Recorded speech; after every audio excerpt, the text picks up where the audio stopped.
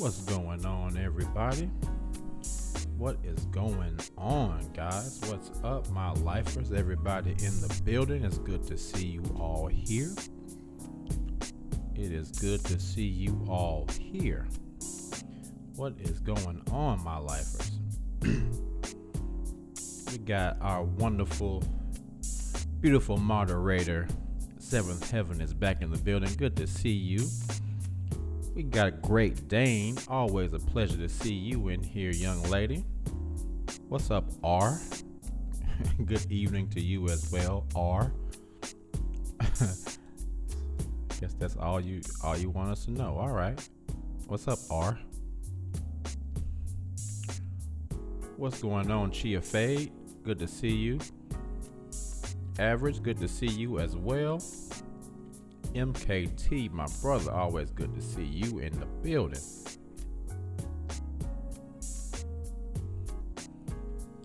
It is good to see you all here. I hope everybody had a wonderful, productive day. Now, this show, if anyone is not here in the live stream, this show is going to go to Patreon. Because I'm going to talk about a lot of stuff today that is going to go straight to Patreon. I'm not going to be able to leave this one up. So this one will be on my Patreon page.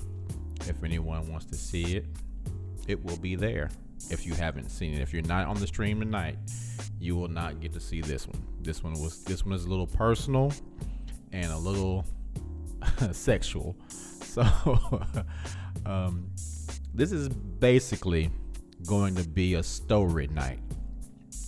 But if anyone has anything that they would like to add, I'll always open up the phone lines and allow people to call in and talk about whatever it is you feel like you need to say. I don't have a problem, but this is going to be a very interesting conversation. What's going on, self-care boss? What's going on?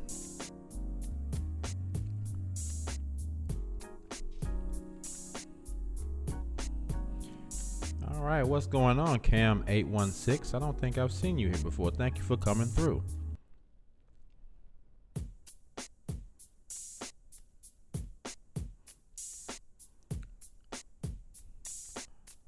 All right. Self-care boss says the picture advertising was funny. I know, right? Hilarious. Hi, freaking hilarious.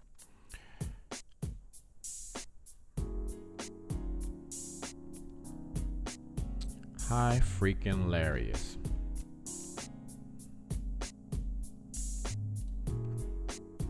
All right, Cam 816, where you at?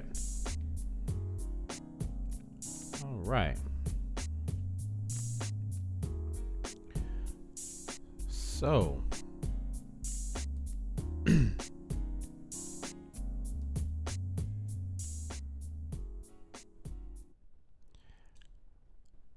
let's get this conversation going. Now, if you haven't, which I'm pretty sure most of us already have, if you haven't, please like the video. Please like, share, and if you haven't subscribed already, please subscribe. Yeah? Thank you so much. I would appreciate it. I would appreciate it.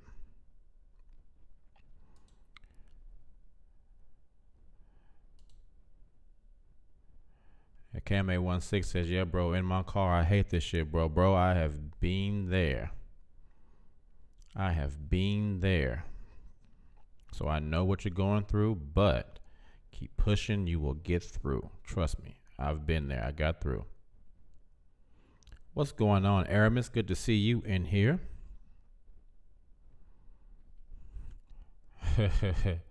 So, is the Watchtower right about masturbation?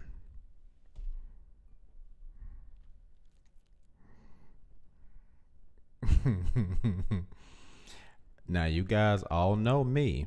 If you've been in this chat, if you've been to this show, you know how I feel about the Watchtower Bible and Tract Society. All right? But what made me want to talk about this subject tonight? Well, thank you. I'm glad you asked. Still drinking ginger ale.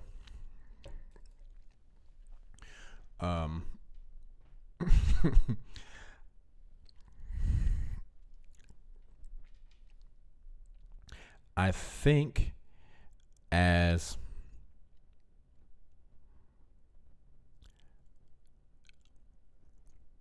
to start this conversation, I'm going to preface this night of stories. I'm going to go all the way back as far as I can remember to my first experience with masturbation, sexuality, all of that. All right. And I'm doing this for a reason. Now, this is going to be a long story. It's going to be a lot of stories, but I promise if you hang in there with me, if you follow me, this is leading somewhere. It is leading somewhere, and there is a point. There is a point, and that point is going to lead to my final decision on this topic. And it might take us a while to get there, but I promise you, there is a point. Okay? So, here we go, as Morpheus says. I don't have any notes. I'm just talking off the top of my head. So, as a youngster, I think around 9 or 10 was my first experience with sex in general. I think it was the first time I had ever seen, you know how you're young and you walk in and you see your parents, you walk in on your parents having sex or something, right? So, hey, Nikki T, how are you? So I walked in on my parents having sex, right? So I didn't know what I was seeing. I just knew I was seeing stuff. A bunch of stuff was happening, and it was loud, and stuff was moving. It was a bunch of stuff. I didn't know what it was, but I had seen something. I was like, oh, okay, I just saw something there, and I don't know what that was, right? Then after that, I remember it happening again, right? And then I remember another time, you hear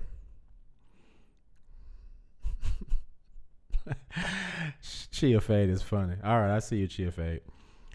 So then I remember just hearing them having sex, right? You hear it. I heard it. And you don't know what the throes of passion are as a kid. You just hear screaming and you think somebody's getting murdered, right? So I remember always being mad because I thought he was in there beating her up or something. I didn't know. I was a dumbass kid. I didn't know. I was sheltered. All I know was mama was hollering. Daddy was big. He had to be in there beating her ass. Obviously, he's beating her ass, right? Why he beating mama up like that? Why she screaming? He beating her up. So I was scared. I didn't know what was going on. Till one day, I actually saw the entire thing because I was laying in bed. I was asleep. But unfortunately, the way my bedroom was set up at one time, if I laid in my bed a certain way, I could see into the living room. And I never said anything because that way I could watch TV or something. I could see what was going on. Well, one day, I guess I probably should have told them, hey, I can see straight into the living room, because it would have avoided this situation. Well, one day, I guess the mood hit while they were in the living room. I was supposed to be in the beds asleep. Well, I saw the entire process. And I mean, I'm a kid. It's a train wreck. It's a train wreck. You want to look away, but you want to see what's going to happen. Right? You want to see what happens next. I was a kid. I didn't know. All I know is I was seeing something that I had never really seen before. So I was like, oh, okay, well, he's not really beating her up. They're enjoying whatever, they're enjoying this. So I got to watch. I saw the whole thing happen, right? Saw the whole thing happen. And then I saw how they cuddled up afterwards. So I obviously knew this was not abuse. They enjoyed this, right? It was great. It was good. All right. So I remember being 9 or 10 years old and seeing the action that was happening, the motions that my father was doing. I was like, okay, well, it must feel good, so I'm going to do it, right? So I'm a little kid humping my pillows and shit, trying to see what felt so good. What's this all about, right? So that's how masturbation started for me. 9, 10 years old, I'm humping pillows. I don't know what I'm doing. I'm just doing what I saw, right? Now, mind you, I am 44 now. So mathematically, I've been masturbating for about 34 years. Oh, my sides hurt. All right. So, I started off doing that. And of course at 9 or 10, there's nothing that happens. You don't have anything inside your little testicles. It's just air in there right now, right? So I would always do that all the time. Nothing would happen. I'm just pumping away for no reason because I don't know what I'm doing, right? So that happened for a few years. Then I remember one day I got a little bit older, like 11 or 12, and I'm just doing the same shit I'm always doing. This time something different happened, right? Now I had gotten old enough for something to actually happen. And I was like, oh, that felt amazing. What was that? Right? So I finally, that happened. You have an orgasm for the first time. I'm like, oh my God, this is amazing. And I think that's, the first time a guy does that, it's like, oh my God, this is fucking incredible. What is this? Right? So again, I'm about 11, 12 years old. Well, that was the first time I'd ever actually had an orgasm, right? 11, 12 years old. Don't know what I'm doing, but I know that felt good. That was my foray into masturbation. Now,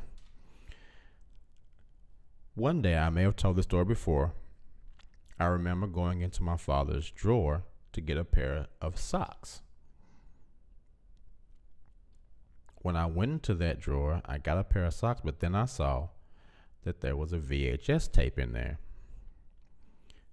The name on the tape was Moving In. Okay? So I'm like, moving in? I'm thinking it's just a regular movie. Well, they were moving in all right. Moving in that bus. So I would get home from school and I would be there by myself for a while. Well, this time I didn't pop it in that day. I said, well, tomorrow when I come home from school, I'm gonna see if this tape is still in here, and I'm gonna put that bitch in the VCR and see what it is, right? So I pop moving in the VCR. This is the first time that I actually see a completely, fully naked woman where you can see everything. Everything. So I'm like, oh man, you can see everything. That's the first thing I think when a boy sees a flick, the first thing he says is, oh man, you can see everything. Well, you can see everything. Right? So this is the first time I had seen things, up close like this. So I'm watching, and it was a black dude and a older white lady. So they getting it in. I'm watching this whole thing. I'm like, oh shit, this is amazing. Right? They getting it in. She's moving into her house. The dude helps her move in, and of course, for some reason, they have to have sex because he helped her move in. It's just how it happens. You help somebody move in flick world, the next thing you know, you're having sex. That's just how it works, right? So I'm watching them move in, watching everything that happens after they move in. So of course, I gotta watch the whole thing. I can't just watch 5 minutes of it. I gotta see what happens next, right? Well, I thought I was gonna watch the whole thing, but you know how it always happens when you start watching the flick and then you start masturbating. Once you finish, you don't really want to watch the rest of the flick. It's like, oh, forget that. I'll watch it later. So that's what happened. So put the flick back. But of course, I had to call my boy. So I called my boy and I'm like, dude, my dad got this movie. They was having sex and stuff, and you could see everything. This is what I told him, like 12, 13 years old. You could see everything, dude. What's going on, Jumanji? What's going on, Willow B? You could see everything. He was like, for real? I was like, yeah, man, you could see everything, man. You could see everything. He was like, man, bring it over. I was like, I can't bring it over. It's my dad's. You see how I channel my kid voice? I can't bring it over. It's my dad's. So somehow this dude convinced my stupid ass to bring this flick over his house. So I got the flick the next day, brought over his house, spent the night over his house. What's up, Miss Mont Blanc? Brought it over his house. We watched the flick. And of course I got busted because my dad get home from work. He gonna watch the flick and jack off too. Flick ain't there, it's gone. I got it. So they called me. I gotta come home. Got in trouble for having the flick. Long story short, I got in trouble for having the flick. But after that spurned the whole porn world for me. After I saw that, I was all about porn, right? All about porn. So and my boy was too. So what we would do, what we did, our little dumb, nasty asses, we went to this store, and they would always have either magazines, a little dirty stuff in there, right? So we got these little playing cards that just had naked women on them.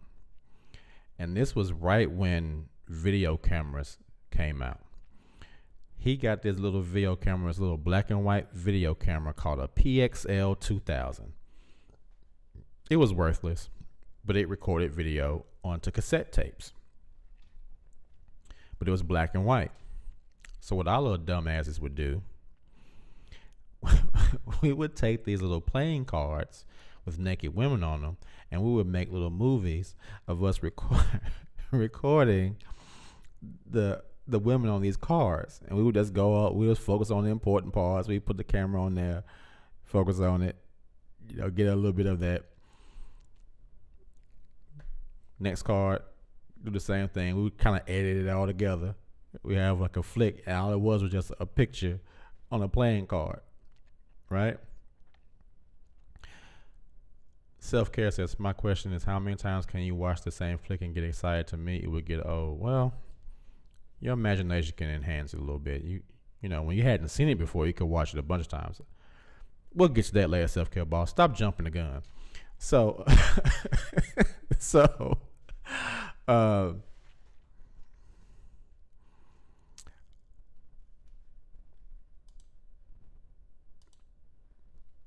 so after we made these little flicks, right, with these little naked women on playing cards, I graduated to stealing magazines, right? So I would go to this store and steal magazines. That's one that I always used to steal, called Variations. It was by Penthouse because it had freaky stories in it and naked women. And then I would steal the other, like Black Tail. You can't, you just can't beat naked black women's asses. You can't beat that. Psst, are you kidding me? Black Tail. Let me steal a couple of them. So I would steal a couple of them, put them under my shirt, walk out of the store, go home, spread them all out, have about 5 different magazines, and I'm just masturbating to all these naked black women all around me, right? Just jacking off, just, masturbating. I hid them under my mattress. So just masturbating, stealing magazines, masturbating. And then one day I was stealing magazines up at that store, and the owner, I went up to the register because I would always buy something like I wasn't stealing. And one day he said, "You didn't steal some of my magazines, did you?" And I said, "No." He said, "Lift up your shirt."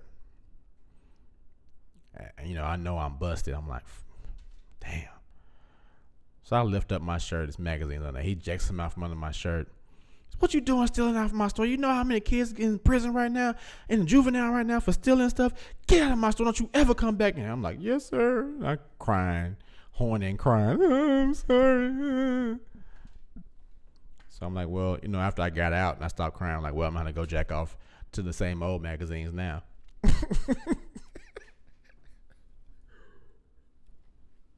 After the shock of getting caught wear off, it's like, all right, well, I guess I'm going to have to jack off to my same old magazines. Whatever. So, of course, I'm still getting magazines. I'm still doing that. Then, 17, 18-ish, the internet becomes popular. So now I don't have to do too much to look at naked chicks. And back then, my favorite website was hardcorejunkie.com. I would always go to hardcorejunkie.com. And you could see all these different, naked women. It was great. It was great. Hardcorejunkie.com. So I'm looking at all these naked women. Naked women. I think it was like the first time I even started to see like naked, white women besides the flick that I saw first. Because after that, I would always just watch naked black women. So I saw some naked white women. I was like, oh, naked white women. Okay, that's new. So I'm, looking at Hardcore Junkie, jacking off to that. So a little bit, later than that is when I first married my first wife, right? My ex-wife. I've only had one wife. I don't know why I'm saying first wife, but she was my first wife. So we got married. And one thing about me is that I've never hidden that I liked porn. Like it's always been out in the open for me. I was like, yeah, I like it. And if you don't like it, well, I'm not going to lie and not watch it. I'm going to watch it because I've always had a really, really, really high sex drive. So, if you're not around and I need something, I'm going to have to go ahead and pop this flick in real quick. So, never ever hid that I watched porn. So I would watch porn, by myself. Then I was like, hey, you want to watch this with me? So she would watch it with me. And porn makes great for great background noise when you're having sex. It does. It would always make thing while the flick was going on. And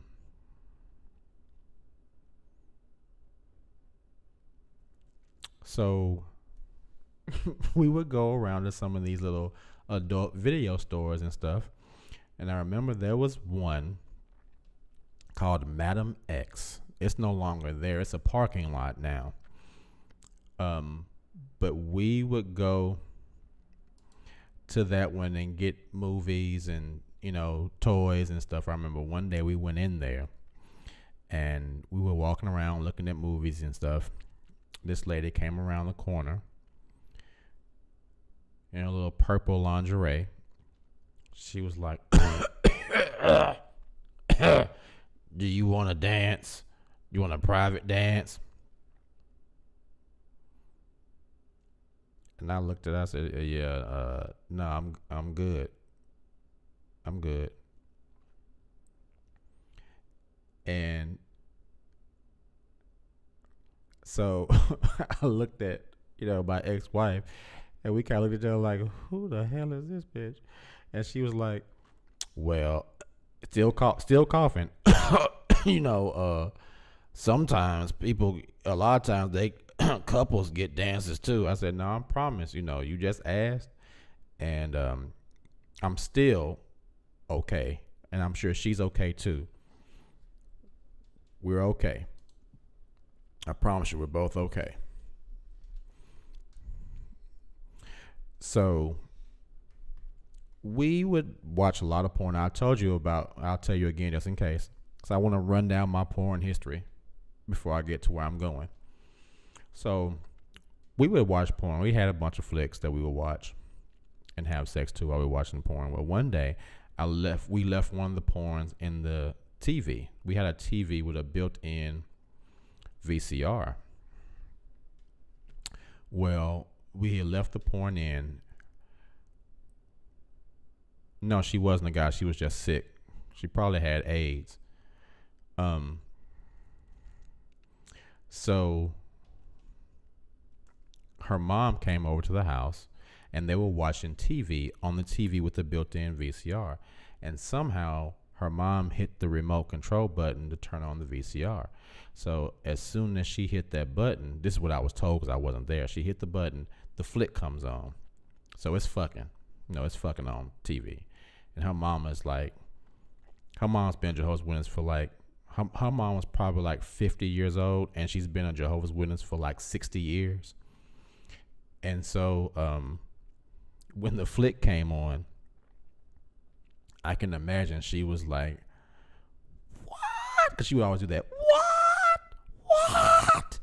What is that? And I'm thinking, you know what it is. That's how you got here. You act like you ain't never fucked nobody before. Stop pretending like you ain't never fucked nobody before. You know what that is. It's fucking. It's a flick. It's fucking. That's what it is. It's fucking. Okay? But of course, I wasn't there. So I come home, and my ex-wife tells me what happened.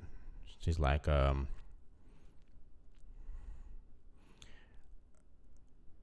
my mom came over, and we was watching TV, and the TV switched to the flick, and the flick came on. I was like, oh, for real? Did she like it? I didn't say that, but I was like, she probably liked it. Because she was divorced at that time, so she wasn't getting no dick, so she probably liked it. Anyway,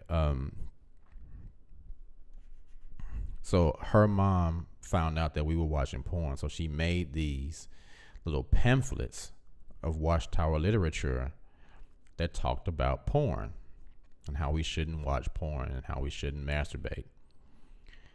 And I was like, okay, whatever.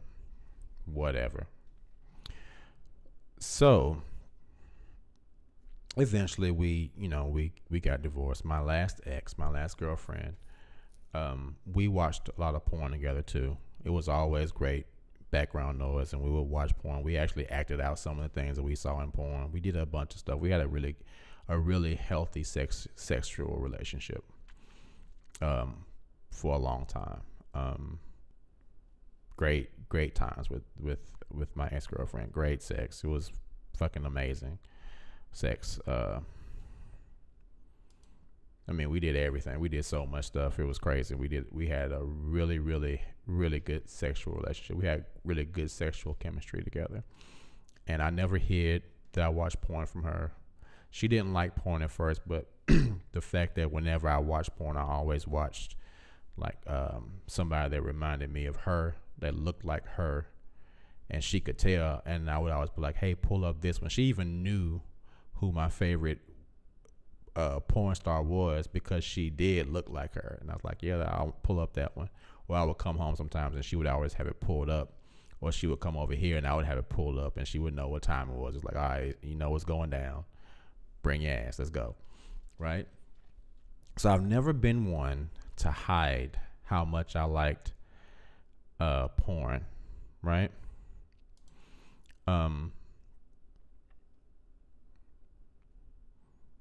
But at a certain point, it started to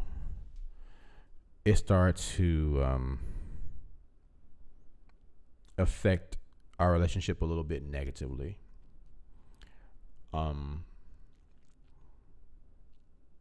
And so it may have been that we just had gotten tired of doing it or whatever, watching it, but it just started to get a little bit old.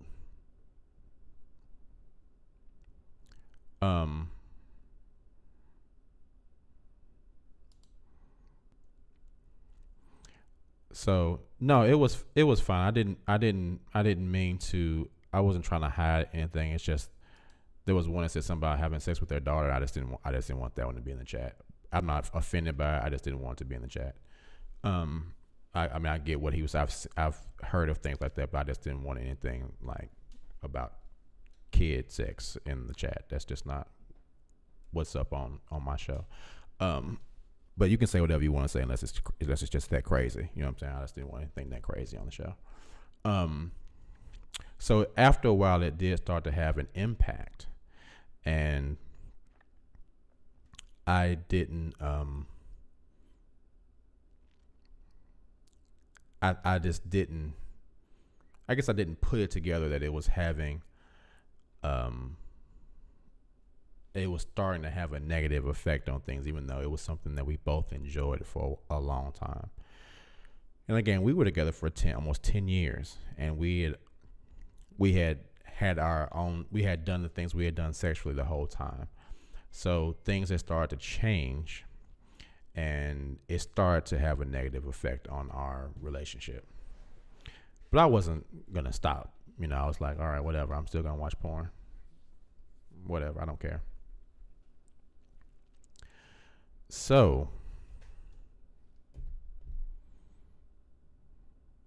after we broke up, no, you're fine. No problem, Miss Mont Blanc. You're cool. No problem.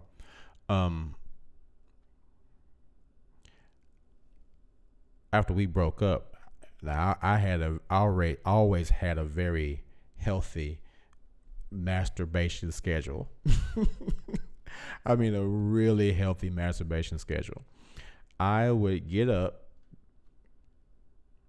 work out, watch a flick on X videos, masturbate, go out, do my thing for the day, do whatever I need to do, come home from lunch, pop in X videos, masturbate, go back out, do whatever I need to do, come home that night before I went to bed, turn on X videos, masturbate, go to sleep. That was my daily schedule. I would do that every single day. That was my schedule. And I've done that for years. I've always had that kind of a schedule, unless, you know, if my girl was over here, if I was over her house, it wasn't the same, because then we could actually have sex. But when I was alone, I always had that type of a schedule. I would always do that, right? And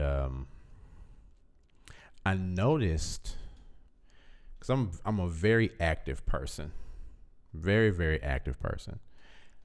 And I noticed that I started to get a little bit more sluggish, and my drive and my focus wasn't the same as it normally would be, right? Yeah, a day. Like, I crazy high sex drive, right? So I really started to look at that. I really started to examine it. And I'm thinking, okay, what's going on? Because I know how I am. I know my physique. I know my body. Being a dancer, dancers really are in touch with their bodies. So I really, really I know my body. And I would look at my physique and I'm like, something's changing. Like, what's going on? Feel like I'm not as solid as I'm supposed to be. What's going on? Something's up. And so I started looking into what they call NoFap, the NoFap movement, or the semen retention movement. So I started looking into it, and in this NoFap / semen retention, there's supposed to be two different things. Fap is just the sound that it supposedly makes when you're jacking off. So they call it NoFap, right? Now, I started looking into what this whole thing really was. What does it mean? What are the benefits? Why do people do it? Right? What are the benefits of semen retention? One of the benefits of semen retention that's stated in some of the articles that I read is that it takes about 60 grams of blood to make 1 drop of semen. So if you are constantly expelling your semen, that means your body is constantly having to work to replenish it. Right? So if your body looks at your core region as a very important part, very, very important. So it does things to maximize the core part of your body. And believe it or not, as a man, semen is one of the most important chemicals in your body. It is the very essence of what makes a man capable of producing life. You have to think about this now. Semen is not just white stuff that you squirt on a woman's face or her tits or her ass or whatever. This is the actual liquid that is in your body, that from which, when united with a female's egg, brings forth a new existence into the world. Think about that. That is powerful. That is power. So think about the energy that is actually in that semen. And not just think, now you don't just have one semen, you have millions of them. So you have millions of that energy. Now think about if you are constantly expelling all of that energy, all of that seed. Now your body, the man's body, is constantly working to replenish that. So that means that all the chemicals that you have as a man,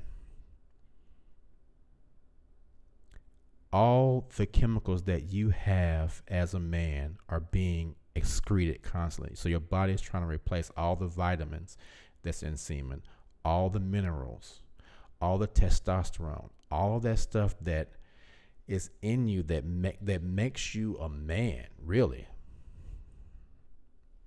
All of that stuff is being expelled, right? On top of that, I'll take it another step. As a man, your body knows when you're having sex. your body knows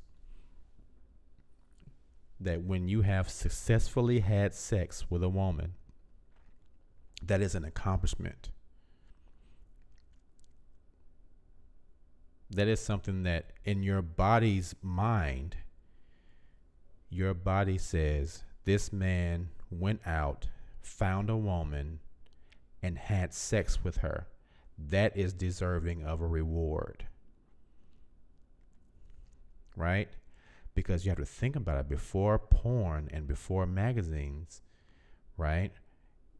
Before Plenty of Fish and Bumble and Tinder, you actually had, I'm sure they knew how to jack off, but who really had time when you have to go out and hunt for food and find shelter and make clothes out of leaves and twigs? You ain't got that much time to sit around and jack off. That is not, you don't have jack off. You don't have a masturbation schedule.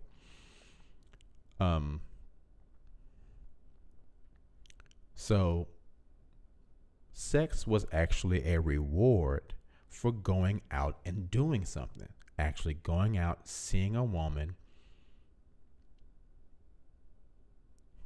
convincing that woman that, hey, I like you. You like me? Then what's up? Let's go get this thing popping. Then you have sex. Your body rewards you for that. But if you don't actually have to go out to do anything to get that reward, your body is rewarding you for doing absolutely nothing, which causes your body to say, okay, whatever it is that you're doing, keep doing it because you're doing the right thing. We're getting the reward. So we're not going to give you the drive, any more drive to go out there and do anything, because you're getting all the rewards of someone who is actually getting out and doing something without actually having to put in the work. So your body is telling you, I'm going to give you all the rewards of someone that's actually going out there. Because think about the things that you actually have to do to have good sex with a good woman. You have to take care of yourself. You have to go out there and achieve something. You have to be somebody. You can't just be the average lazy bum and get good sex from a good woman. You might slip up on some piece every now and then, but there are things that you actually have to go out and do in order to have good sex with a good woman. Okay? So if you aren't doing that as a man, your body is going to start rewarding you as if you are, telling you, okay, relax. You don't have to work hard.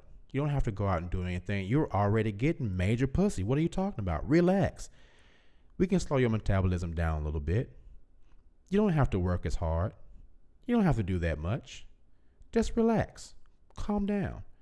Put on a little weight. It's okay. Obviously, you putting on weight, it doesn't matter because you're getting pussy every day, 3 times a day. This many times a day, 3 times. Every day, you doing everything right, dude. That's why we see so many lazy, fat, plump, no game dudes out here.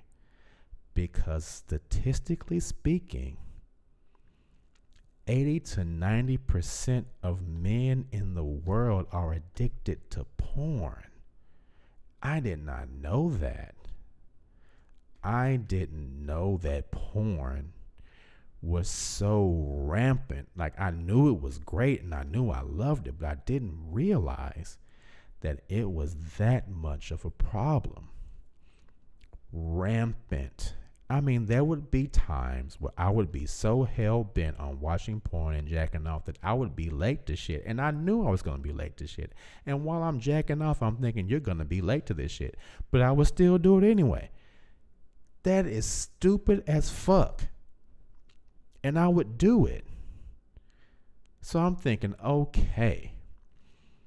Yes, there are millions upon millions of men in this country that are addicted to porn.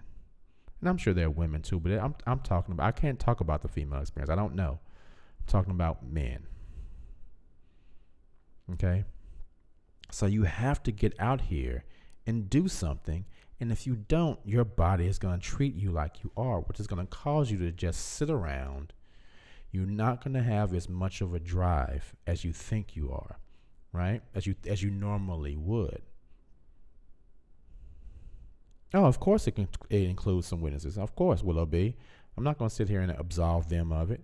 No, I agree. They probably do have some. Willow B says you can't tell me that ratio don't include some witnesses. I'm sure it does. Gypsy Leah says, and not only that, men that don't get laid expect the woman to do all the work, to suck dick for an hour before getting the real action like they do in porn. Okay.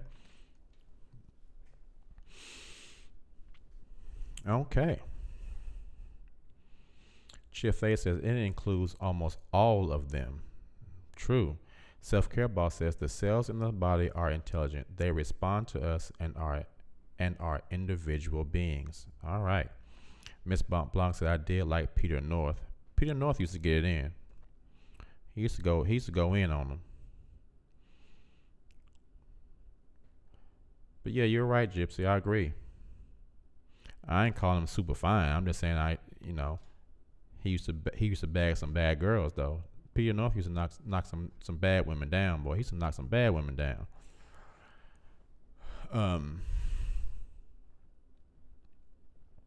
So, in light of so many men being less than what they are destined to be,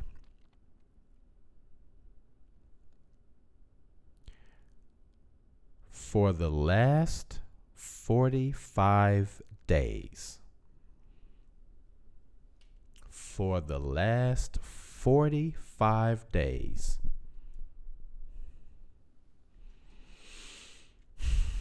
I haven't watched any porn. I haven't masturbated. Haven't ejaculated. None of that. 45 days. Now, I know to some people that may not sound like a lot, but for someone that masturbated 3 times a day, you have to think about this. This is a habit that started for me at age 11. This is a 33-year habit. Once I started reading all this information and I started to look at myself and I said, okay, something's not quite right, and I want to see if there is anything to this. I really want to see if this is legit or if it's just bullshit. Okay?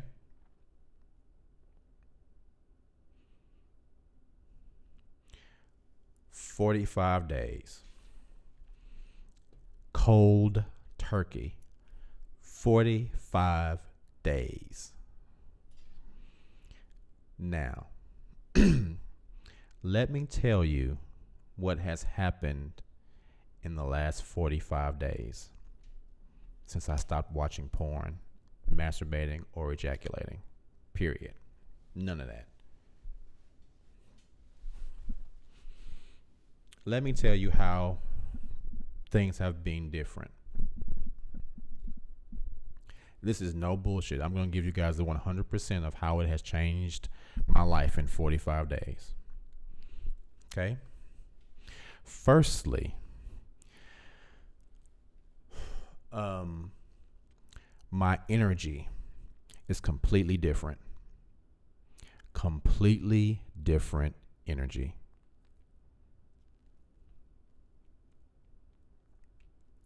Completely different energy. Yeah, hipster dip, you missed a lot. Completely different energy. When I go into a place, now I'm not gonna,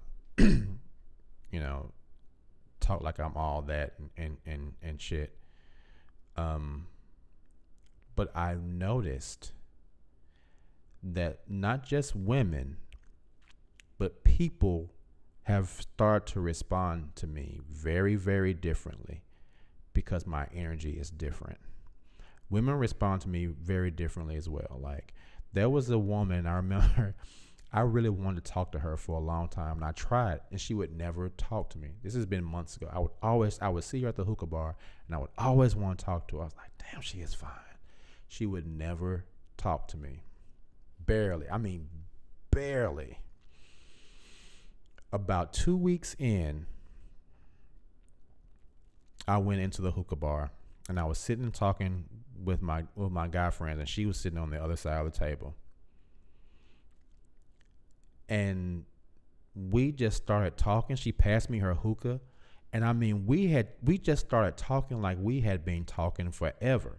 And I'm in the back of my mind, I'm thinking, I've been wanting to talk to this woman forever, and she's never said one word to me.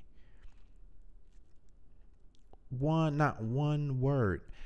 Hips to dip, no, you won't explode, because the most amazing thing about it is that your body recycles that semen. It doesn't just have to bust out. Your body recycles that shit.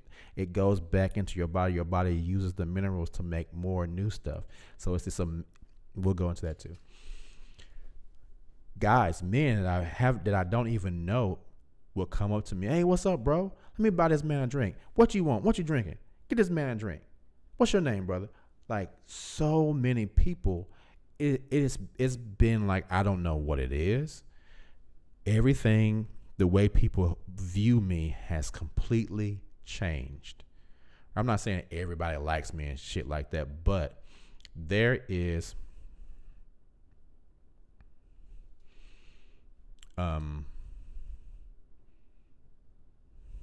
hold on, let's see what this is. Porn is actually legalized rape of women because there's nothing normal about people having sex with multiple people. Also, most sexual crimes are committed because of the use of porn by perps. I don't agree with that, because there's lots of porn where it's 3 or 4 women and one dude, and no, I'm not gonna co-sign that. It's legalized prostitution, but it doesn't necessarily mean it's legalized rape all the time. I'm going to remove that comment.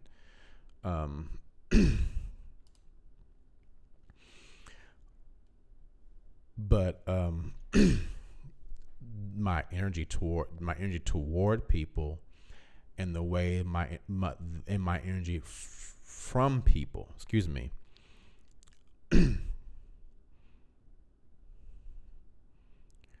that's not true, hip to the dip. But we'll talk about it. Actually, it doesn't speed up the aging process. What is known to speed up the aging process? 1 is free radicals, and 2 is the fact that most people don't get the proper amount of nutrition, the proper amount of vitamins and minerals in their bodies. But if you absorb or keep the thing in your body that has most of your minerals and vitamins in it, and it gets reabsorbed back into your bloodstream, you're just keeping the amount of minerals you have instead of expelling them all the time.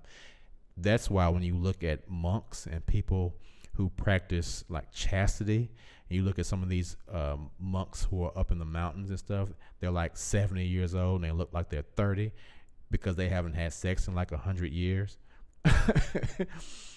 It's true. It helps you in a lot of ways. So my energy completely different. And by energy, I don't mean physical energy. I mean the energy around me, the way people perceive me has changed. My physical energy has changed. I am not a morning person at all. I've gotten up at between 3:30 and 5:30 every day since about the second week into going this route.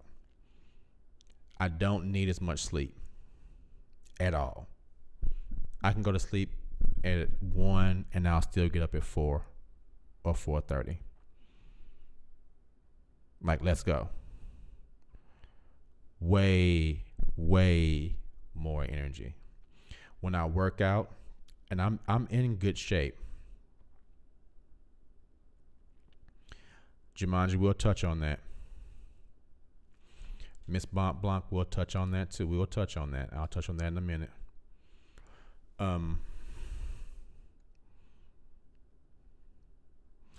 My energy has gotten way better. I'm in good shape. I've been in good shape for years because I've been a choreographer and I've had to work out every day for years. I don't have to work out as hard to get the same result now. My body feels like it's in a constant, let's go work out mode. Let's work out. And when I work out, my body is hyper responsive to it. Like my musculature has changed. I went over my aunt's house for homecoming. She had cooked. And there were several, my aunt was there, and there were several other women there.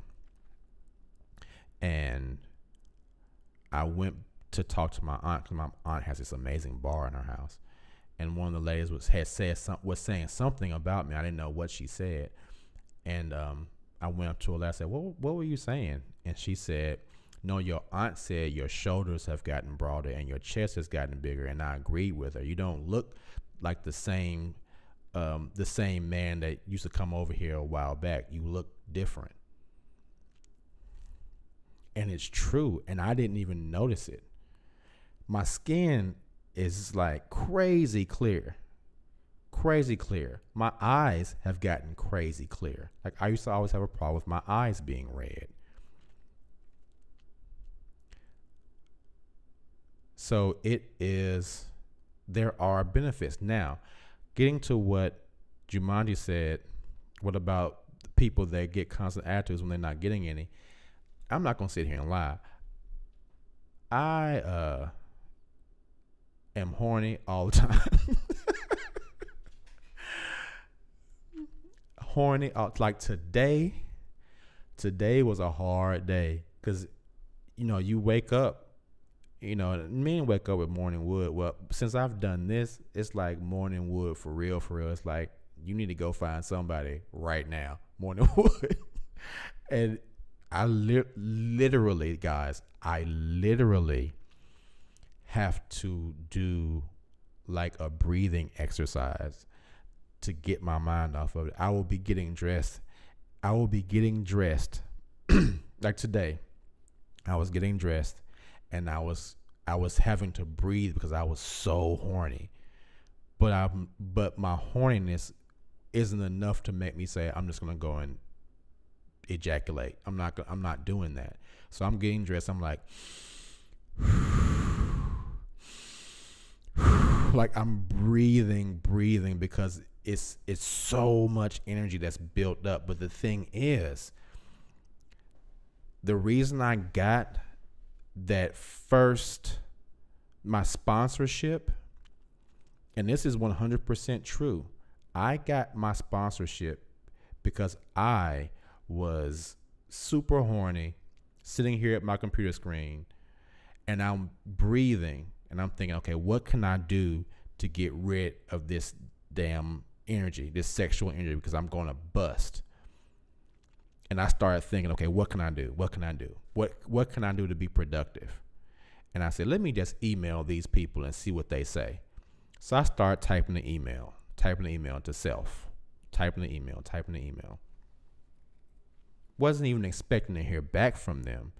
But as I'm typing and putting my thought into, I want this sponsorship to happen, I'm not horny. All that energy is going into me creating this thing. I want this to happen. So I'm typing. All right, let's see what happens. The next day, I'm on my phone. I'm at the hookah spot with my boys. I just happened to look at my email. The lady was like, yeah, I would love to. We would love to work with you. So many things have happened, have fallen into place since I've been doing this, man. So I'm not gonna bullshit you guys. This has been a life-changing journey. Life-changing. And I also think that people look at you differently because if you can control your body, if you can control your urges, that is a huge sign of discipline. And that goes into your life in general. People can see a disciplined person. Okay. You can see people who don't have their shit together. And you can see people when you look at them, and you can just get this vibe that person has their shit together. And I think that is also a reason why people have started to respond to me differently. Not that I didn't, and not that I was some person that wasn't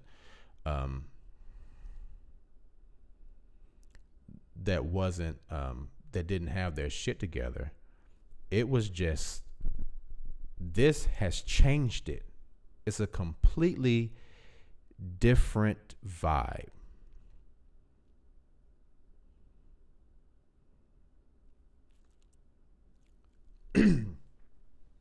So, aura changed, physical energy changed, skin has changed.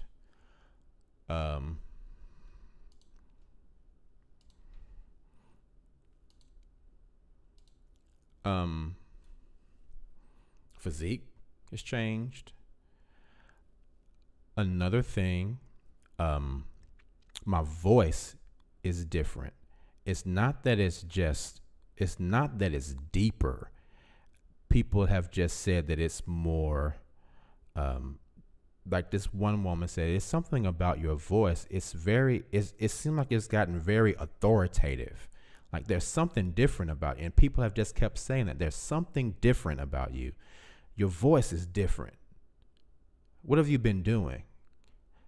A guy actually said that to me. He said, there's something about your voice. You have a very authoritative voice. Have you ever considered going into politics? And I'm like, dude, what are you talking about? You don't even know me.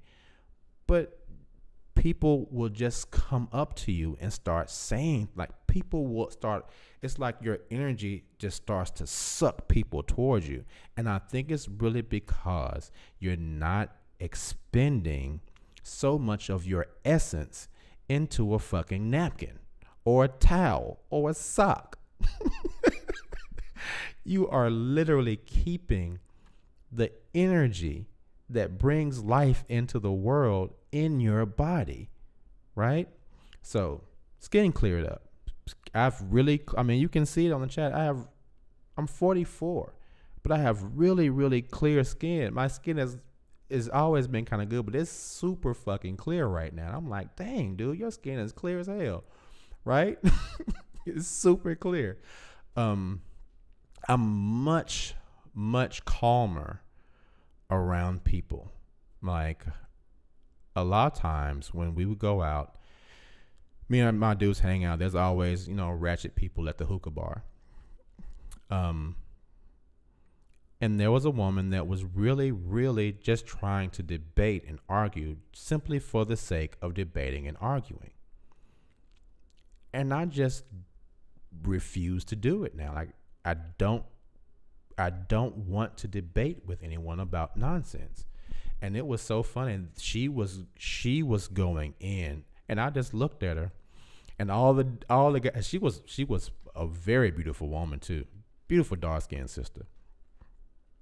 She was just arguing, and I just had my little drink, and I drank it, and she was just talking, and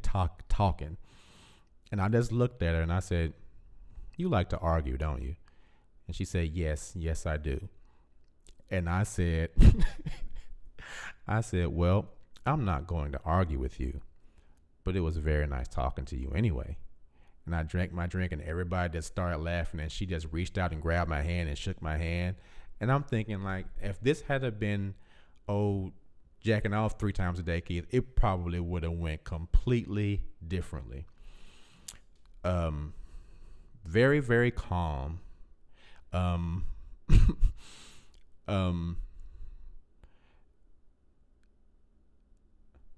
The discipline to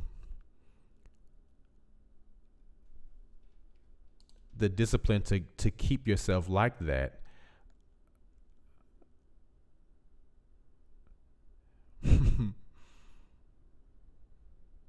I know, right? All right, you know, right, Jumanji? So, the the skin, energy, aura, physicality, demeanor. My demeanor is a lot different. My voice is different. Those things in themselves is enough to make me keep doing it.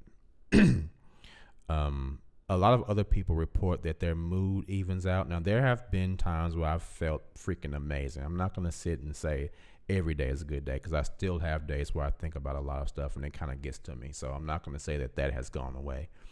But those days are few in comparison to the days where I literally feel like $1,000,000.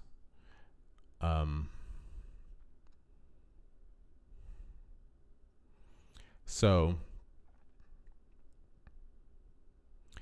that brings me to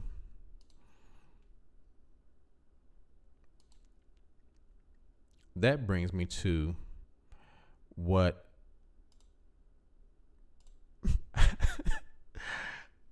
you're jumping ahead of my story, self-care. I'm not being mean. I'm just deleting it for a reason. You're jumping ahead.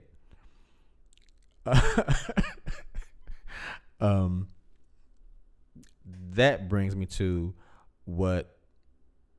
no, Miss Montblanc, I'm not going to go back to my regularly scheduled activities. And trust me, I've had the opportunity. I've had women that have wanted to have sex with me. But if I'm going to have sex with, and I've had sex with women and not, ejaculated. I can do that very well. I don't have a problem doing that. But, I mean, it happens several times. I've done it several times.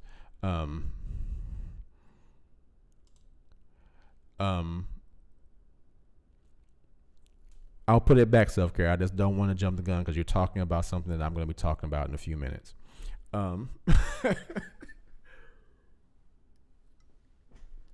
But no, I am not going to expel my semen until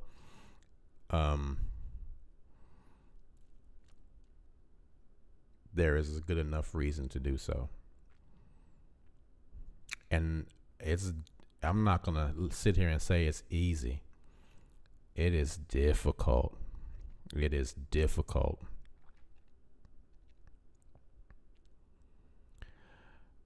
So if you can control your body, discipline yourself, there is a noticeable difference in your aura, your essence, your physicality, your demeanor, your energy level. Yeah, you're right. People think more sex equals more productivity. That is not true. For men, especially single men, being able to discipline yourself enough to abstain from any of that stuff, from masturbation, from porn, it will raise your awareness and it will raise your spirit to the point I can literally say that I don't even feel the same way I felt 45 days ago. A completely different person. That's not true, hip to the dip. You can control that as well. Okay? You can control that as well. Now, let me get into what I posted about in the description about this visit that I had. Okay? The Sunday night, I was asleep.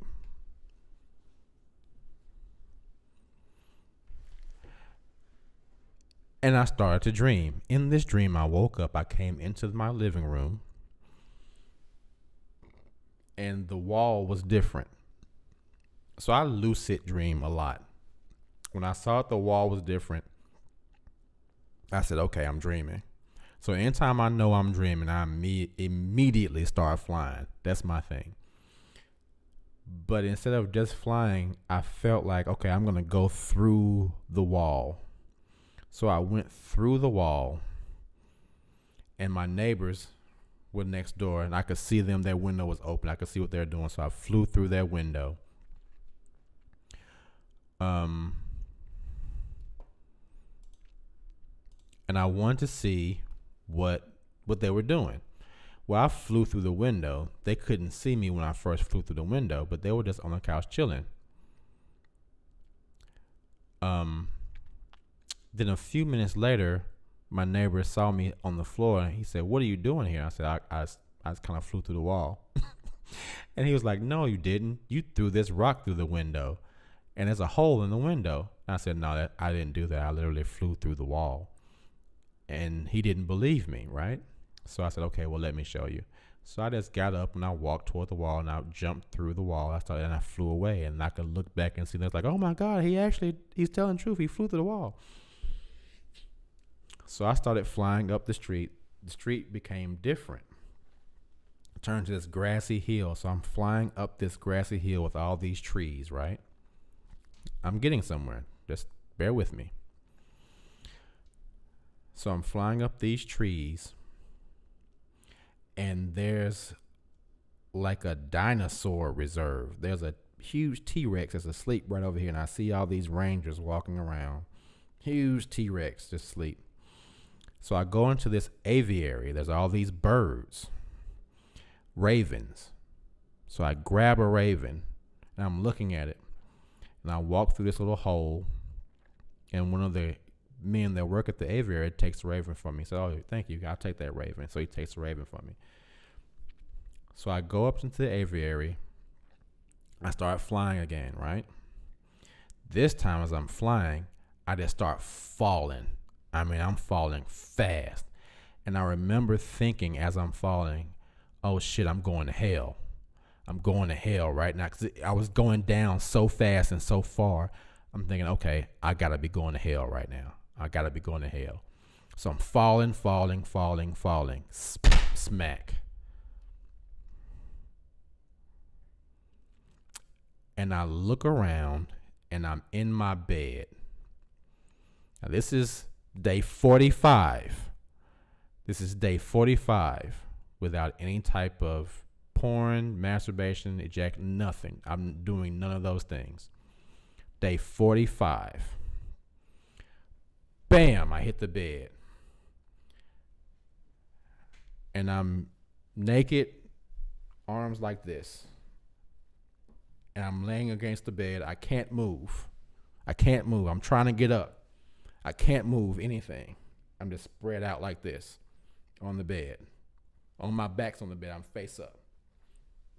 Can't move. I'm trying to move. I'm like, let me fly away again. Can't fly. Can't move. I'm right there. Now, normally, if I'm laying on my bed and I'm sitting in my bed right now, there's a window right there. There was no window right there. It was just wall. Just wall. Up high in the wall toward the ceiling, a window opens up. Boom. And there are bars. And I'm laying back, and I'm looking up at this opening in my wall above me. And as I'm sitting there looking at it, this pink demon walks into the space.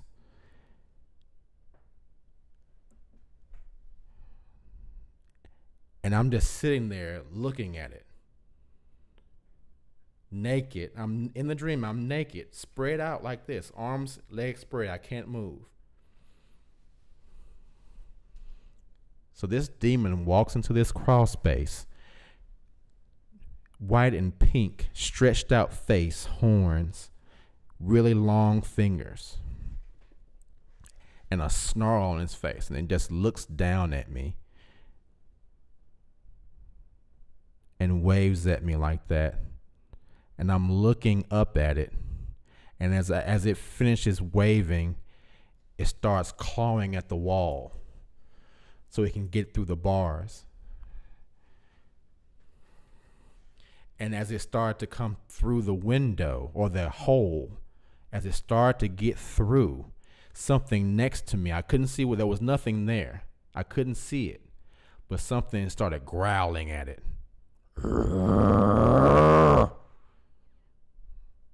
And when it heard that, it stopped scratching at the wall, and it backed up and it went away. Then I woke up. Now, when I woke up, I sat up in my bed. Now, I am completely awake at this point. Now, this has happened to me one other time. I sat up in my bed, and of course, there's windows in my room now because it's right. There's light shining through the window against the wall. The light that's against the wall is pulsating, and it's changing colors. Everything around me is pulsating and changing colors. I lifted up my blanket, and it was like the fibers in the blanket were coming out of the blanket and pulsating around me. Everything around me was pulsating. Now, this has happened to me one other time, and so I already knew what it was, so I didn't freak out. I freaked out for a second, then I remembered, okay, this happened before. This happened before. So everything around me is pulsing. And it just keeps doing that. It's pulsing really big. And then it stops. And then everything goes back to normal. So then I lay down. Now, I'm not going to lie. I was scared as hell. I was scared as hell. So I said, let me think about what that dream actually was. So I'm sitting there thinking. I'm laying down. I'm trying to lay down with my with my face toward the wall, just in case the wall opens up again. So I'm sitting there thinking. Hips to Dip says the pink demon was your sexual desire. You know what? I don't think that's what it was, Tips to Dip. I sat there and I thought,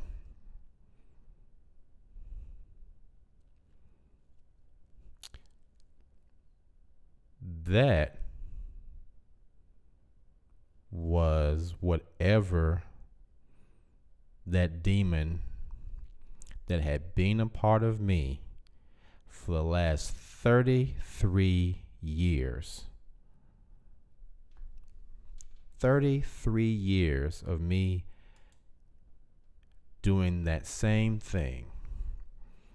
Being someone that masturbated so much and watched so much porn for 33 years, and to just stop, or something to keep that going, that was a demon that I feel that I have expelled from my being. That was like, I'm coming back.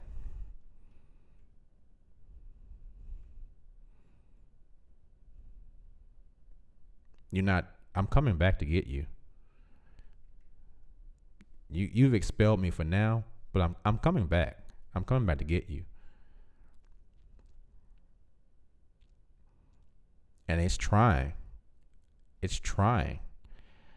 But I normally would say, yeah, that was just a dream, but it wasn't, because I could feel it. I could feel it there. I could feel it there. When I woke up, I could feel that there was something there. How large was it? Well, the wall opened up to a size that was about the size of a window, but it was crunched down into it like that, so it could fit into the space and wave at me. But I know it was something. There was some spirit or force there. I could tell. I could feel it. But the difference was that I wasn't going to allow it to have its way. So as much as I hate to agree with anything the Watchtower says, I have to say that they're right about masturbation not being the best thing for you to do. Because 45 days, only 45 days in comparison to 44 years. Think about that. Almost 45 years. And it only took 45 days to make a difference this profound in my life in comparison to the 44 years that I've been alive. The 33 years that I've had this habit. It only took 45 days to make me feel like a completely different person. That is crazy, powerful stuff. That is crazy, powerful stuff.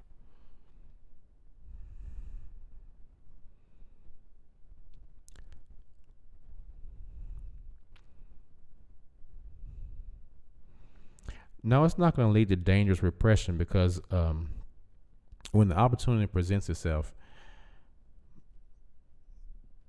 somebody's going to have a lot to deal with.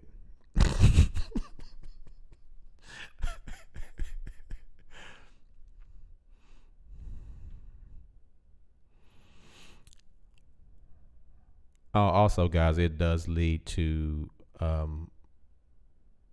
more powerful, thicker erections too, because you're not expelling anything. It will make you, yeah. Oh, there's a lot of research out there, Red Boy, for this. A lot of research.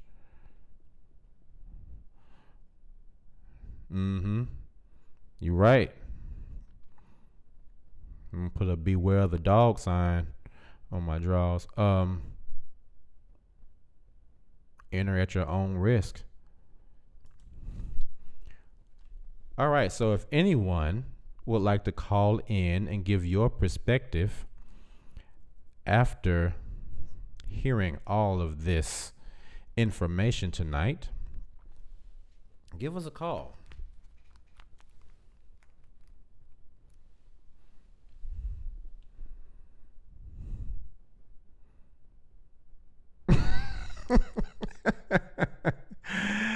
Hip to the dip, you are hilarious. So the number, guys, if you want to call in,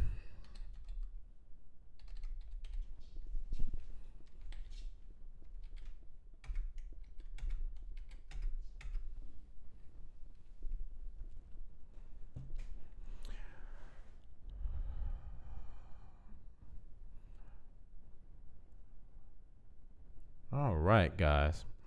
Great Dane says, being obsessed with masturbation and masturbation on occasion are two different things. The Watchtower causing guilt in young folk is harmful. And, by the way, you can masturbate without porn. That is true.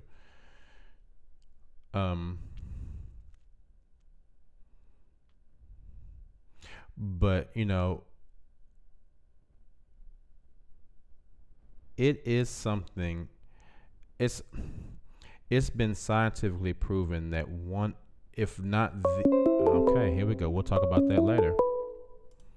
What's going on? You are on with K Fits My Life. What's your name? Where you calling from? What's up, Fitz, man? It's Jumanji. Hey, hey, what's going on, man? What's going on, man? That porn story, man, that had me dying over here, man. Because I experienced the same thing growing up, man. My dad had the same tape, man. The same tape, or you mean a VHS tape? Well, no, he had the same VHS tape. Cause, okay. you know, VHS used to have the labels on them. So this one had the yellow label. So you knew the tape. You knew the tape. Oh, hold on for a minute. I'm sorry. Hold on for a minute. Let me turn this off. All right, yeah. So it was a yellow tape. You know, sometimes the labels where you put it on the front and the side. Mm-hmm. It had yellow on there. So I found that tape one day, and I was watching it. But I put it in my VCR and I put it on mute. Mm-hmm. And so we had an upstairs and downstairs. So every time I hear the stairs creak. When they come upstairs, you hear the stairs creak. So when the stairs creak, I would hurry up and run and take the tape back in my dad's room. One time, I pushed eject, and it wasn't coming out, and he was getting closer and closer, so I had to hurry up and take it out, and I stuffed it underneath my mattress. And so he went to the bathroom, and as soon as he went out... As soon as he went downstairs, I ran and put that thing back in his thing. But your story, man, might be just like mine, because that is like, God, dog, man, this dude. Man, the things you used to do to watch them porns, right, man? I know, man. You be putting yourself in for real danger trying to watch some damn porn. Yeah, man. Yeah. In the house at the same time with this dude, man. Like, I didn't wait till he left. I was watching it on mute, man. You know what I'm saying? And you was living dangerously. Yeah, I was living on the edge, man.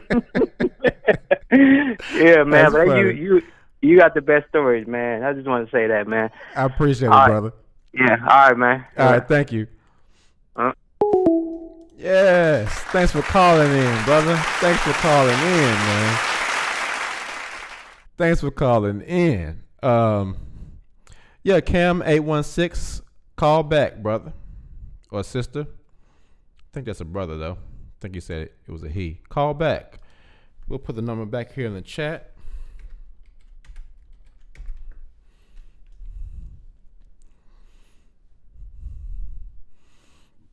Yeah, that was a hilarious story, man. That's how it was, man. Used to live dangerously trying to watch porn back in the day. You would do what you had to do, try to watch some porn back in the day. Let's see what I saw some comments up here. Yeah, that's what I was saying, Great Dane. Being obsessed with masturbation and masturbation on occasion are two different things. The Watchtower causing guilty in young folk is harmful, and by the way, you can masturbate without porn. That is true, Great Dane, but I think for me, and maybe for several other men, I honestly think women have a much easier time controlling masturbation than men do. I think men are just more prone to becoming addicted to masturbating than women are. And I can't really speak for, women because I don't know. But it's hard to just say, oh, I'll masturbate every now and then. It's been scientifically proven that the dopamine you get from that is like crack for real.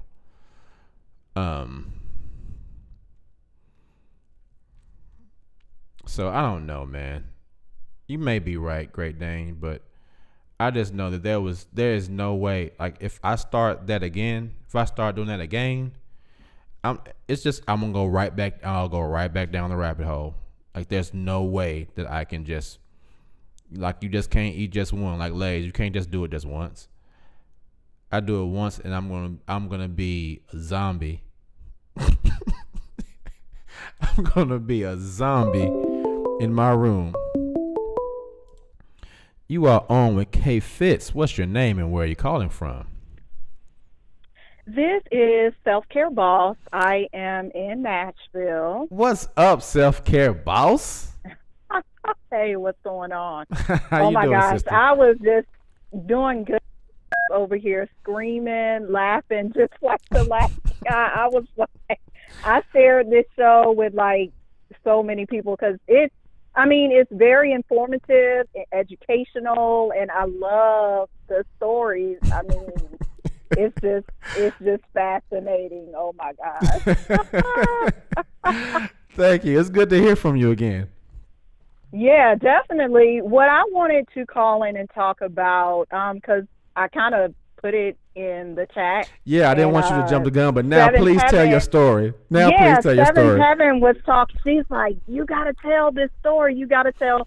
So hopefully it all makes sense to people as I tell it. So I had a similar situation with a sexual demon, or it could have been demons. I'm not sure. But I actually put this in the chat as well. that my experience with masturbation began at 11. So, but growing up, it started when I was in college. I would have these dreams about a middle school classmate who died. He actually passed at the age of 14 before we started high school. It was a pickup truck accident, freak accident before we even started high school. It was over the summer after middle school. I actually had a crush on that guy. His name was Randy, but he would always show up in my dreams. And I just thought, okay, cool. Like Randy is coming to visit me, da da da da da da da da. But as time goes on, like with college and in my 20s and all of that, I would sometimes wake up just feeling like extra horny or whatever. I'm like, what was that dream? Like, I just thought it was Randy or whatever. But it really wasn't until here recently, this was about 2 years ago, I did a 6.5 day water fast that particular energy, that sexual demon, whatever you want to call it, was released. And this is how I know, because I didn't have those dreams any longer. Plus, another thing that was happening before I did the fast was I would feel these figures I don't know if it was multiple figures or one figure while I was sleeping would be on top of me, like he was having sex with me. Like I could be at somebody else's house, anything. And it would be, I'll just wake up out of my sleep and it would be just like this looming large thing just standing over top of me. And I'm like, what in the world? This is like, and that's what it felt like. It wasn't like, it scared me, but it wasn't a thing of, it was like, with Halloween coming up, it wasn't like, oh, this is like a scary demon. I knew it intended to like, embrace me or like penetrate me or something like that. I mean, I could feel it. That's why I would like wake up out of my sleep. And up until I did that fast, I didn't do a fast like you with like the 45 days and none of that, because I never had an issue with like the regimented routine masturbation, nothing like that. I never had that particular issue, but I did have the dreams. I did, have all of those connections. And one of the things it taught me was to be wary of the people who show up in your dreams. This is just something that's personal for me, because for some people it means different things. But for me, I became conscious of this particular type of demon could be presenting itself as a person that I know who has died and revisiting me as a familiar face. And so that's what I got out of it, because now to this day, I don't have as many, of course I'm, a sexual being, we all are, but I don't have as many like unwanted urges or feeling the need to, like go and bust my it wide energy open. is better. You're not trying to go bust it wide exactly. Right. Exactly. But it was so fascinating that because all I did was a water fast. I didn't do,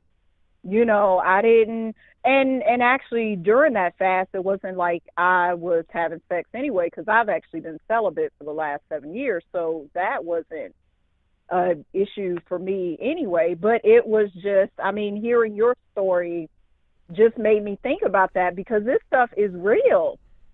And for me, I don't know, like you said, with the 33 years, I don't know all of those years, because this dates back to age 11 for me. So think about all of the years that have passed. It's a lot. But that's my story. I wanted to tell it because people were like, what are you talking about? Man, that is crazy. Like, what are you saying? Like, has it happened anymore? Does it happen regularly, or is this something that just happened, back then, or what? it just happened back then. Ever since I did that particular water fast, nothing. I don't feel that figure on top of me anymore. Like you said, you saw that pink demon with the window and all the stuff. That's kind of, mine was just like a dark figure. I didn't see any color. Mm-hmm. I could feel, because like for me, I feel stuff more than I see. You know, with me being a massage therapist, I'm like very touch sensitive. So I didn't necessarily see anything, but I could feel it, and it felt huge. Like, yeah, like I could just see it. It almost felt like 3 people was just on top of me, like hovering. That's crazy. But I haven't, and that was, like I said, about 2 years ago I did the water fast. So ever since then, I've had no more issues. You know, and the dreams, like my dreams are like different dreams. You know, none of that, like that old, classmate didn't show up anymore. And then other times I also recall I know this is like, I feel like I'm being long-winded, but this other, like an ex-boyfriend would show up, and with me connecting the dots now, I'm like, that wasn't really him. That was that demon presenting itself as something familiar that I know, so he can try to get back in again. Interesting. Yeah. Very interesting. But I haven't here recently, nothing.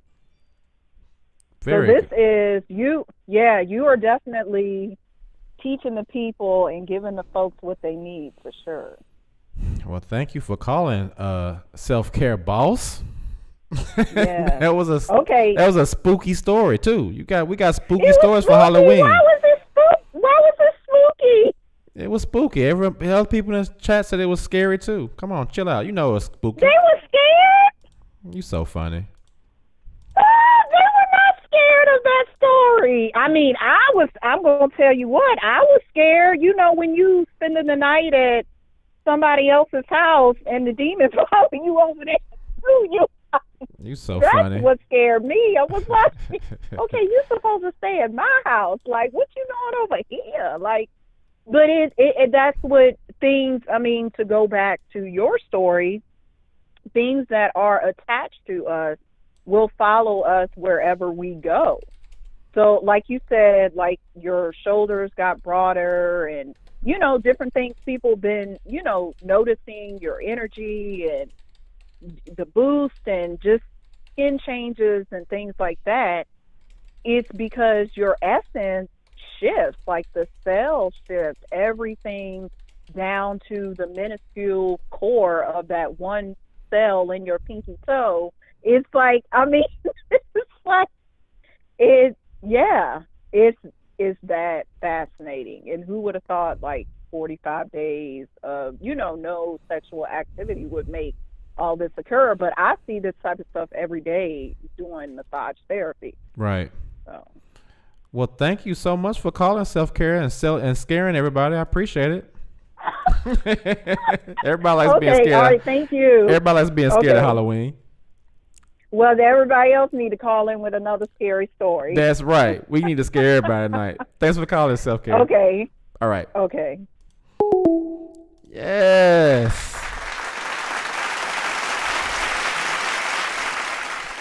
Self-Care Boss with the story. Seven Heaven's like, girl, I was scared.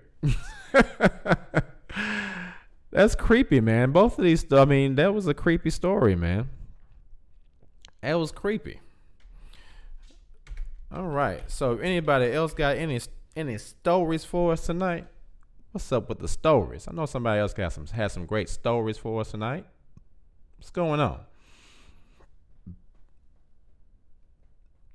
Yeah, Chia Fade, I didn't say anything about sleep paralysis. I wasn't experiencing sleep paralysis. Everything that I was talking about happened while I was asleep, and then all of the lights and things that I saw, that happened with me sitting up after I had awakened. I wasn't experiencing sleep paralysis. I know it. I've experienced sleep paralysis before. I've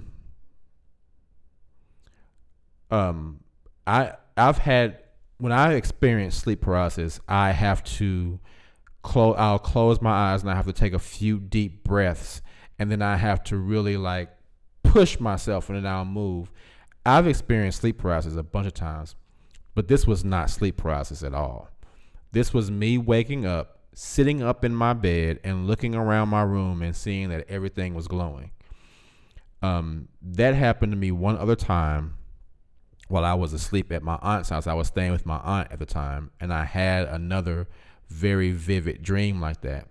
And when I woke up, now that time I was that in this instance I was experiencing sleep paralysis. That time I was asleep, but my eyes were open, and there was a figure standing on the dresser, and it was glowing. And since I knew I was experiencing sleep paralysis, I just laid there and waited until everything went away. But what happened Sunday, it was just the lights with no paralysis. Miss Montblanc says, "Are you sure you were awake?" Yeah, I'm sure I was awake. Because being a lucid dreamer, I'm very aware of the differences between, being awake and being asleep. This wasn't like some Inception thing. Well, it was a dream within a dream within a dream. It wasn't that. But the way I knew I woke up was because I was so scared at looking at that demon's face. When the growl happened and it looked at me and it moved, that's what woke me up. And I jumped up, and I was sitting there. And I literally sat up in my bed, and I could look around, and I literally had to sit and wait for everything to stop flashing, because I knew what was happening, and I kind of just wanted to experience it, because I think I don't know if anyone knows what DMT is, but DMT is a chemical that is excreted from your brain when you are dreaming, especially if you're having a very, very vivid dream. And if you awake abruptly from that dream, there is still that little bit of DMT going through your body. So when you see things like that, when you awake from a dream and things are glowing and things are moving, like it can be because of that DMT still going through your body. And I kind of just wanted to experience it. So I sat up and I looked around to see what all I could see looking weird. That's why I lifted up my blanket, to look at it, to see what it looked like.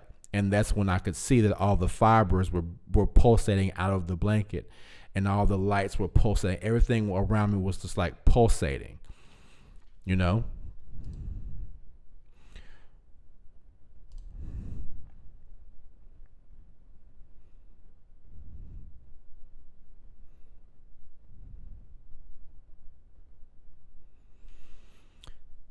So yeah, man.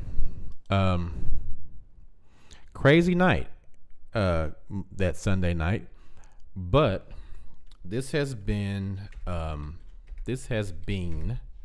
very interesting journey for me, and I'm looking forward to seeing just how far it goes, how far I can take it. I never would have thought that I would agree with anything the Watchtower said. But again, I have to say I agree that this change in my life has been a change for the better. It has been a change for the better. And it's not anything that I think I will go back to anytime soon. People relapse in this thing. They have relapses where they fall off the wagon, but I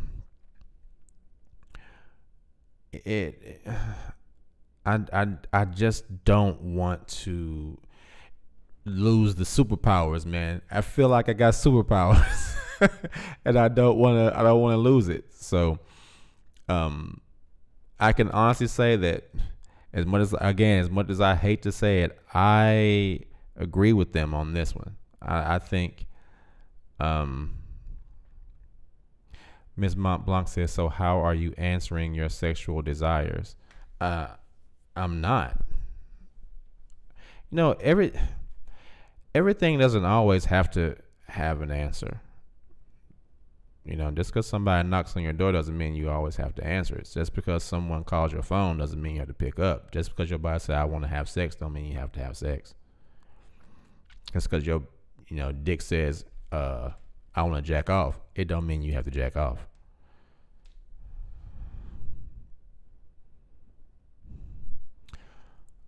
Self-Care Boss says, do you think the change could have happened if you didn't experience so much loss?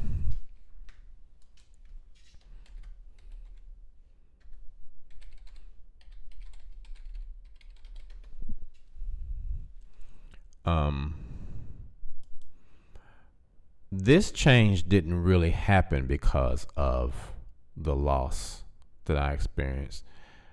I mean, all the loss happened, between December and February for the most part. That was almost a year ago, So this didn't have anything to do with the loss. It kind of had more to do with me just really wanting to be the best version of myself that I could be. I know Jumani said, Miss Blanc getting kind of nosy. I know. Miss Blanc said she want me on her couch so we can talk about this dream. I don't know. Sound like Miss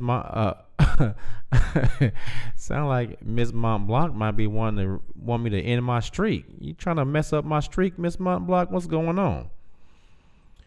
Miss Mont Blanc might be trying to ruin my streak. What you look like, Miss Mont Blanc?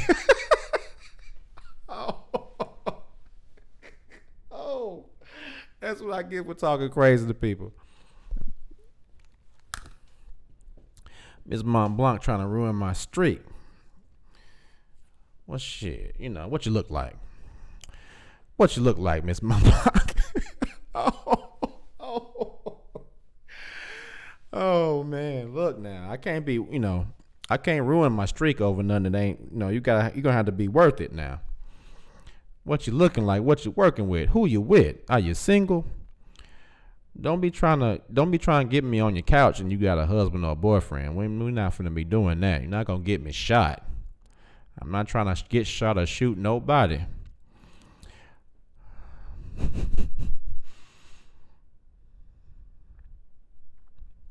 Miss Mont Blanc says, I ask. Sound like she got a little snippy. She's like, all right, y'all gonna put some respect on my name. Miss Mont Blanc says, Miss Mont Blanc said, first, I'm married, put some respect on my name. Second, she says, I ask because sex serves a purpose. Now, there doesn't seem any negative results for abstinence. I agree, Miss Mont Blanc. What I am saying, though, at this point, at this juncture, Miss Mont Blanc is married.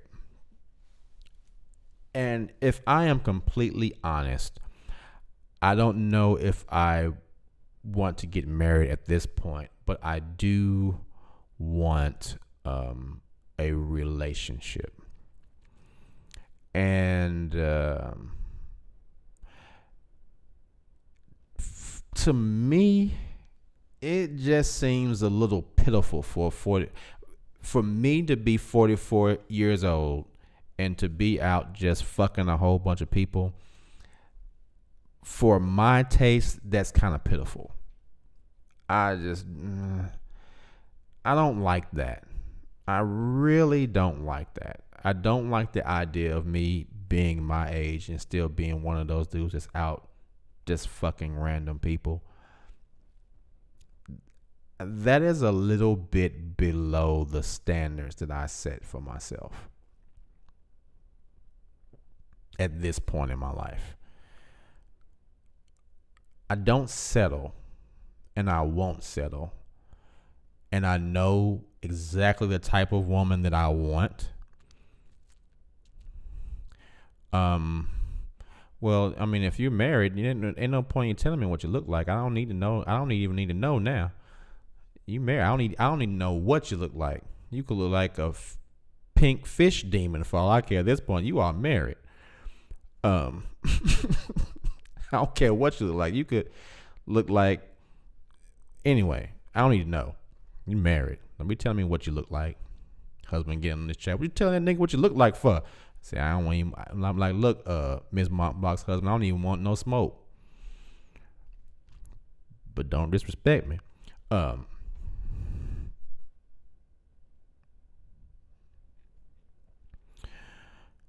Right. Agreed. So I'm not really trying to just go out there and have sex with randoms right now. I'm not down with that.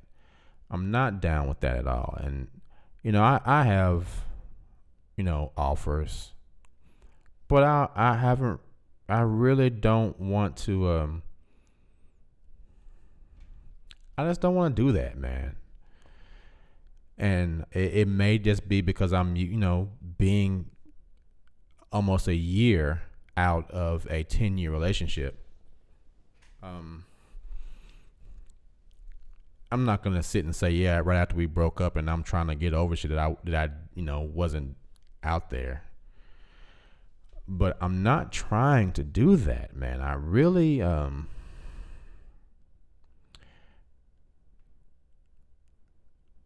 really want to find somebody that is, that I want to find a woman that I can do all kind of crazy shit with, and I don't have to worry about getting HIV or gonorrhea or herpes. I want somebody that I could, I want a woman I can do all this crazy shit with, and then when we're done, I don't want her to get the fuck out immediately. You know what I'm saying? I don't like if I have sex with you and then I want you to leave immediately, then you don't even need to be in my house, and I don't need to be in your house, cause I don't want to have to go through. I don't want to have to go through that shit, man. I just don't. And I know, it's 4 billion women out here. I know it's a bunch of women, but I don't want all of them. I don't want all of them. I just want one. I just want that's the onlyest. Like Ike Turner says, that's the onlyest one I want. I just want one. That's the onlyest one I want. It's the onlyest one. Can I just get one? It's 4 billion. Can I just find one? That's all I'm asking. I'm not asking for a lot. I'm not asking for 10 out of 4 billion. I ain't asking for 5 out of 4 billion. I just want one.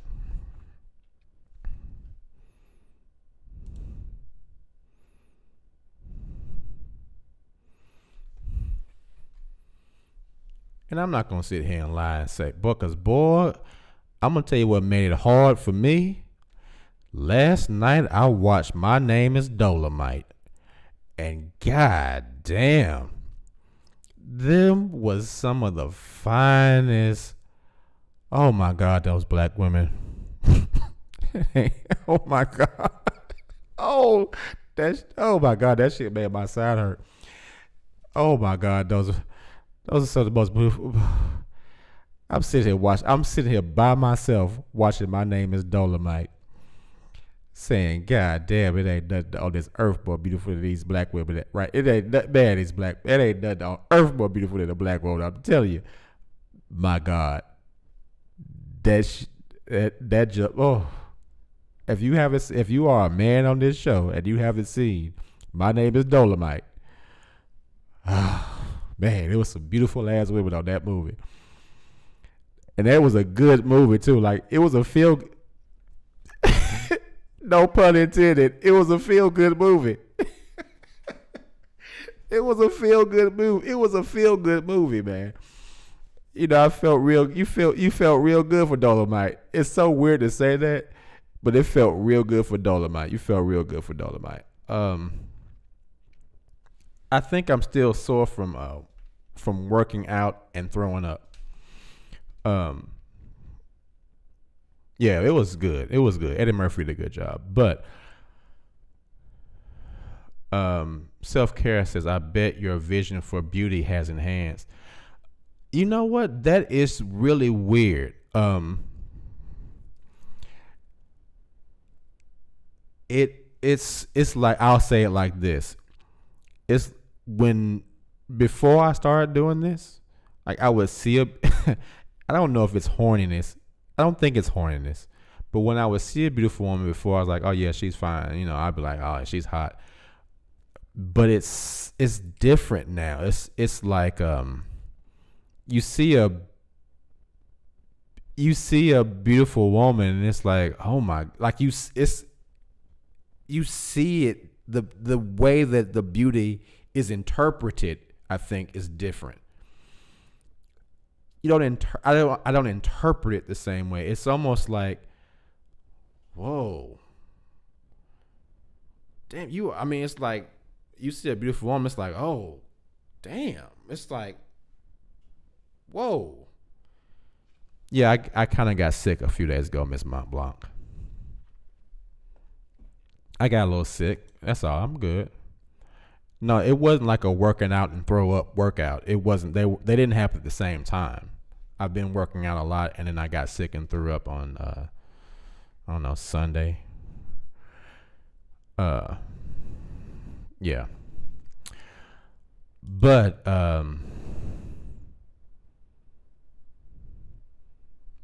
why you gotta put me on blast, exclusive? Exclusive, why you gotta put me on blast?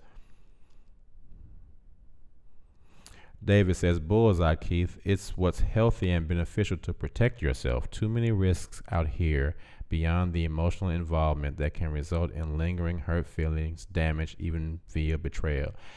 Not to mention, a bunch of these women out here is crazy as all hell. It's a bunch of crazy ass women out here. And I know it's women in this chat, so I'm present company excluded. Hopefully, because y'all might be crazy as hell too. But man, some of these women out here are crazy as hell. And I wasn't drinking. I had 2 drinks and it just made me sick. Exclusive putting me on blast. No, he was out there drinking, girl, trying to be grown, out there drinking, fucked around and got sick, throwing up all over his bathroom, shitting in his toilet and throwing up in his bathtub at the same time with his old non-drinking ass, old punk ass non-drinking ass dude over here, old non-coming ass dude. Can't drink, you can't come. What the fuck can Keith do?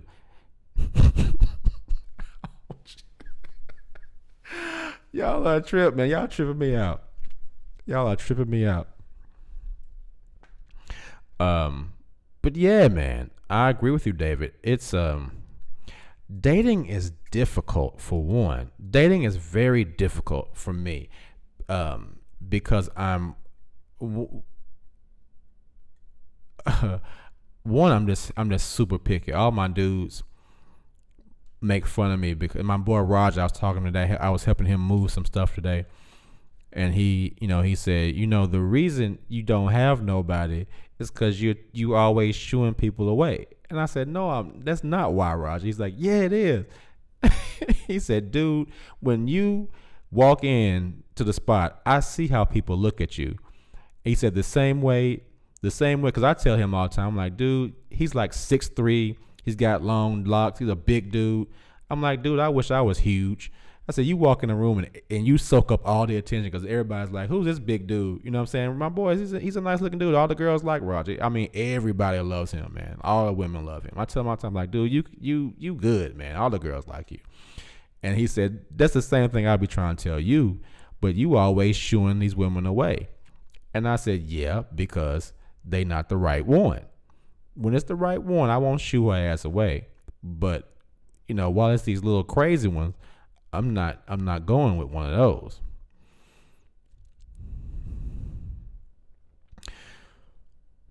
Self-care says no more Dolomite tonight. I don't need to watch the whole movie. I just need to watch that scene when he creates the Eat Out More Often album cover.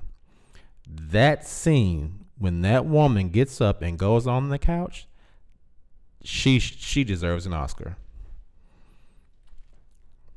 When that woman got up and got on that,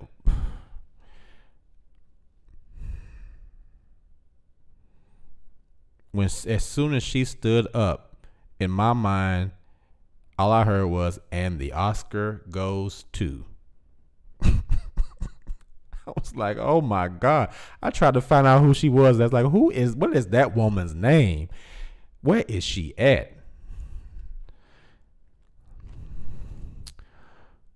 David says, our bodies respond differently in our 40s, and mentally we look at life and relationships a lot differently with maturity. Ain't worth trauma. I agree.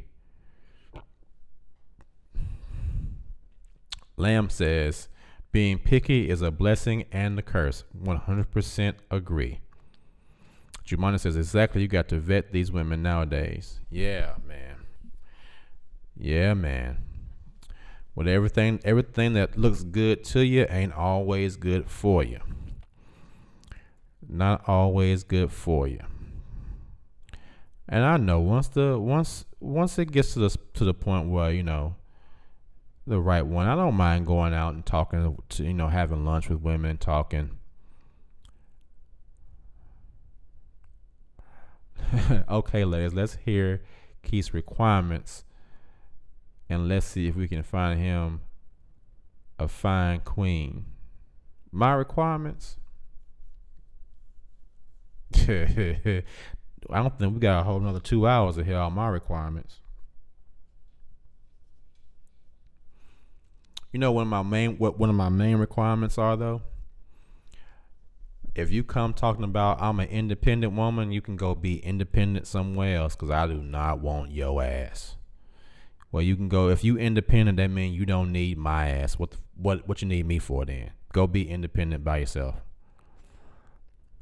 And I ain't saying you gotta be dependent, but I don't need you to be independent. What you talking about, you independent? I'm independent. I don't need no man. Well, then I'm a man, so you don't need me. So you can walk that way. I am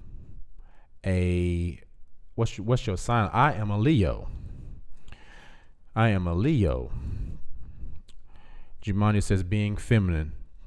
That is like, again, that goes right along with not being Miss Independent. Don't need nobody. No, I need you. I need a woman that, as much as I need you to. You gonna have to need me for something now. Shit, now. If you don't need me, what the fuck am I here for?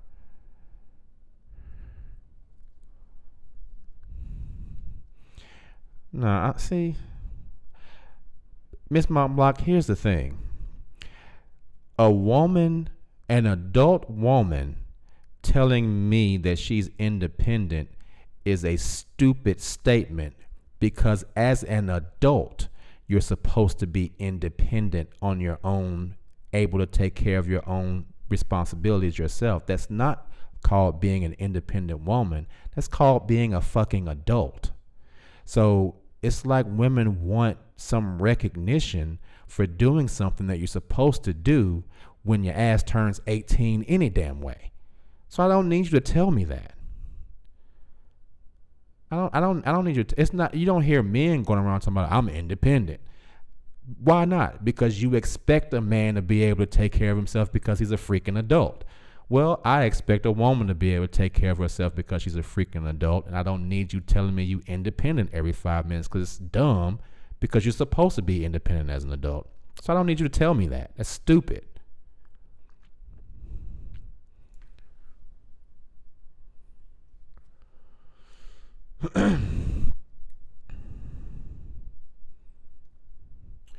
I'm trying. You see what I'm saying? Am I making sense? Do you understand what I'm saying? You understand what I'm saying? So I don't need that independent nonsense. Go on somewhere with that. All right. Yeah, Jumanji, I agree. Femininity, huge. Respect, huge. If I expect you to behave, I know how you are going to behave, because I understand and appreciate femininity, and I need for a woman to understand and appreciate masculinity so she can understand why I may behave in the way that I do, just as much as I understand why she will behave in some of the ways that she does at times. I want someone that's health conscious. I don't need you to be more muscular than I am. Because I do like curves. I like my woman to have some curves on her. But I don't want my woman to weigh more than me. Yeah. And I'm gonna need to be able to have a conversation with you, because we can't be in the bed all the time. At some point, we're gonna have to go out in public, and we're gonna have to be able to have, fun.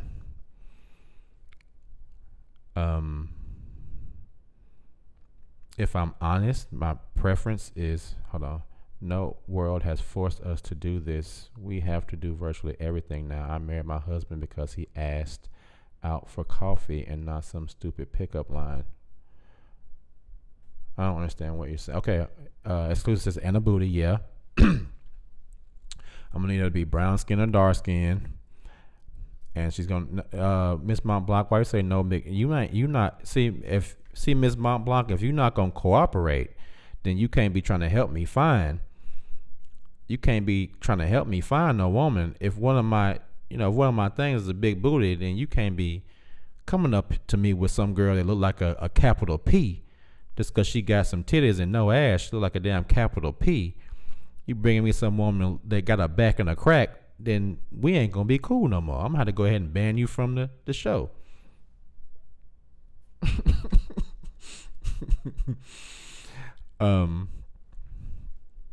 I don't have a whole list. I don't think I have a laundry list. I don't ask for a lot.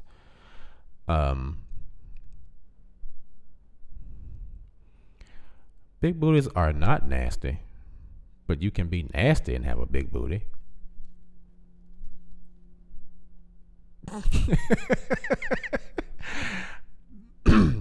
I know women with little boobs that's nasty.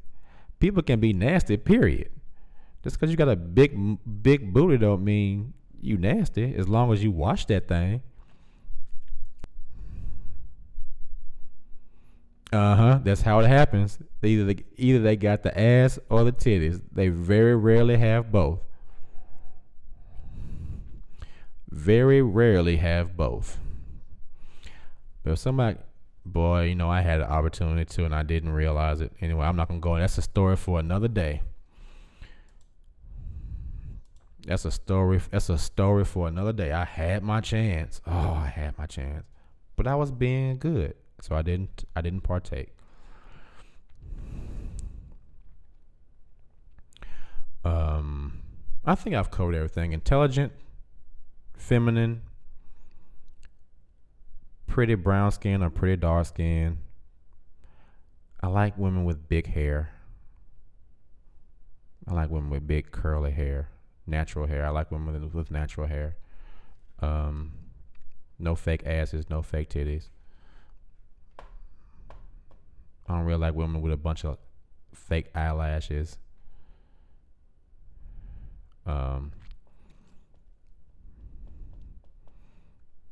Intelligent. I like a woman that can speak well when necessary. She don't have to, we can let our hair down and we can let our hair down and be, do our thing when we hanging with our, but every now and then I need you to go ahead and turn up and be, I need a nerd, a woman that has a little bit of a nerd side to her too. if y'all can find somebody that can dance too, it's a Reynolds wrap. It's a Reynolds wrap. If she can dance, she got all that and she can dance, I will marry her Thursday. I'm like, excuse me, but we getting married Thursday. She was like, Thursday is tomorrow. Well, you need to gather your belongings and get ready to move in, because tomorrow, Thursday, we're going to be married about 11:30 Thursday.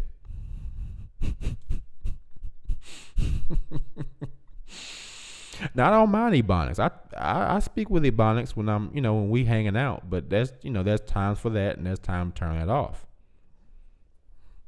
I don't need somebody that speaks Ebonics all the time.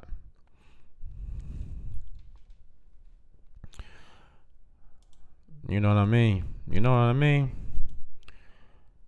You know what I mean? Uh-oh. Uh-oh. Uh-oh. Watch out now. Watch out, L.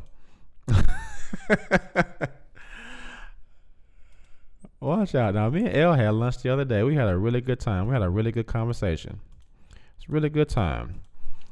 And y'all need to get ready to get your massage from L, because I'm thinking I'm going to get a massage and it's going to be about an hour. L said, no, it's going to be about 3 hours.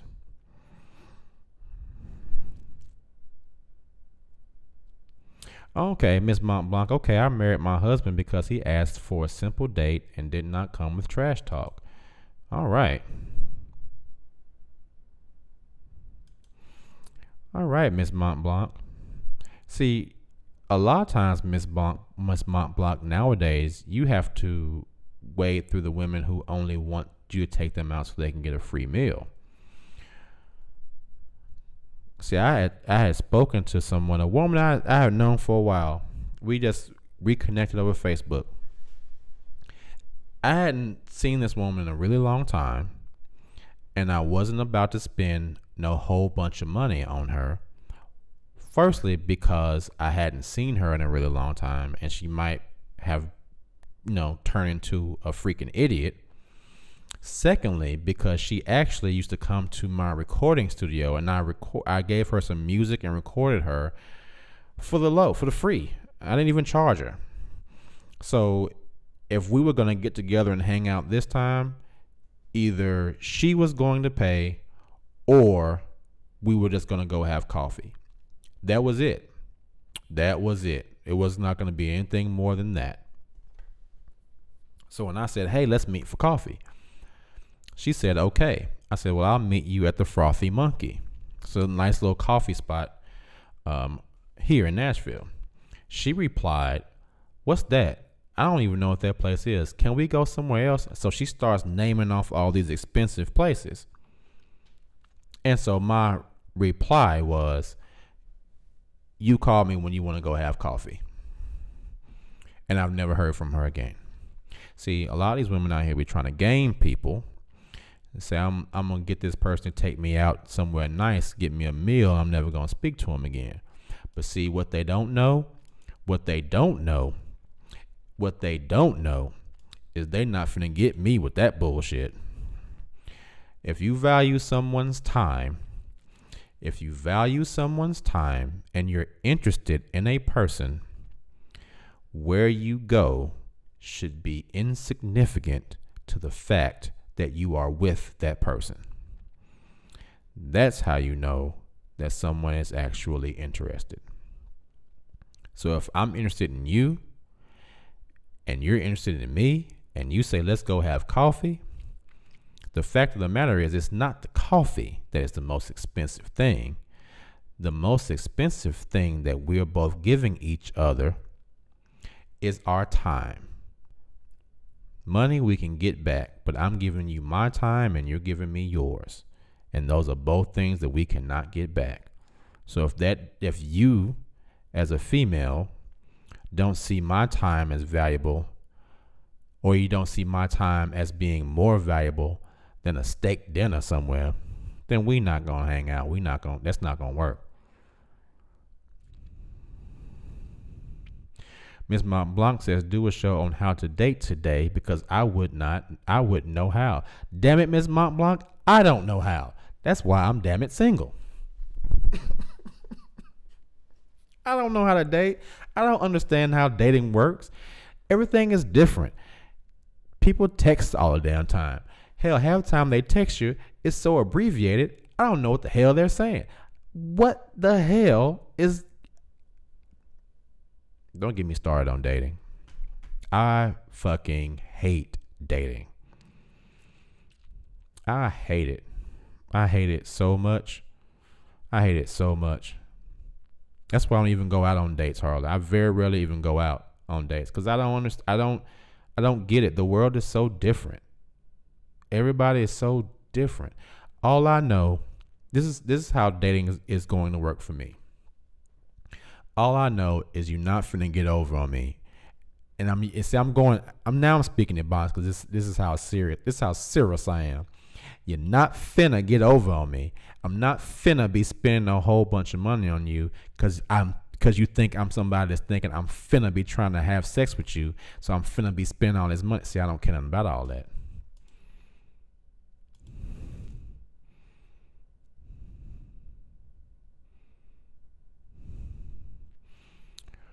See, I don't care nothing about all that. Miss Montblanc says, okay, what I see in my classes now is let's meet and have sex, which you have given up now.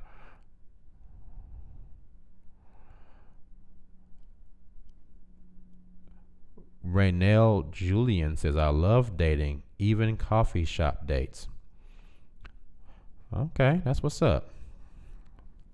That's one out of about 4 billion.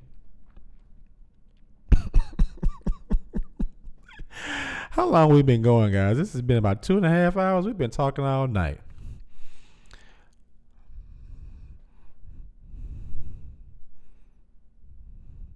Great Dane says they're a professional matchmaker. See, I'm not doing that because then I'm just acknowledging that I'm a loser. See, I can't acknowledge that I'm a loser and I can't do nothing on my own. That's just acknowledging, Keith, you know what? You are such a loser that you got to find somebody else to find you somebody.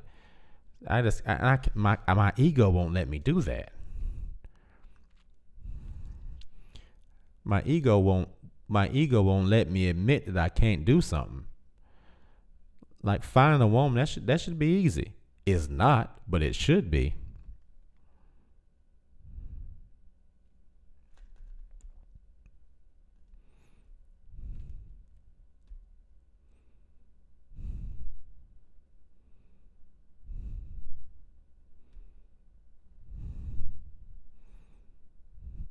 David says, same here. I don't get dating in 2019, 2020. I haven't since my JW wife walked out on me and divorced in 2013. No mutual ulterior motives, period, because ulterior motives are averted. Yeah, man. Yeah, man. And I'm not going to sit here and say I couldn't go out on more dates.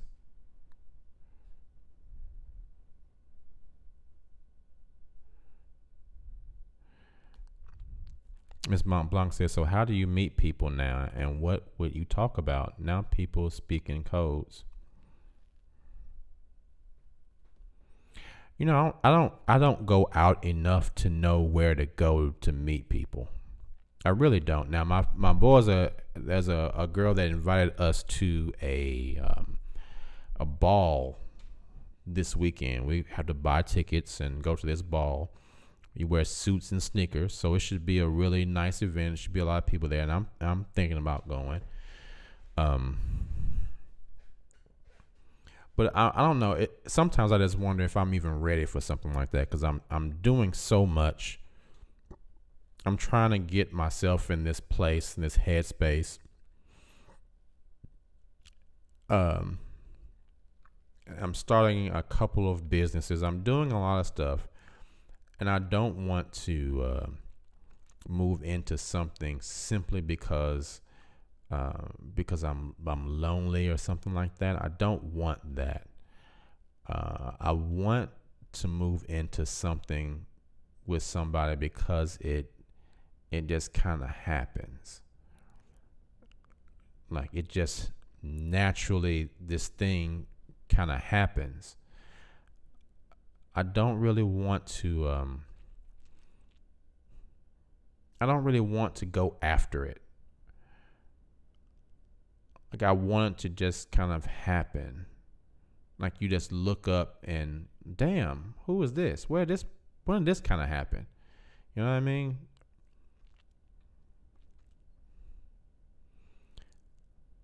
So Exclusive says, I'm a Cancer, freaky by nature. Oh, okay. All right.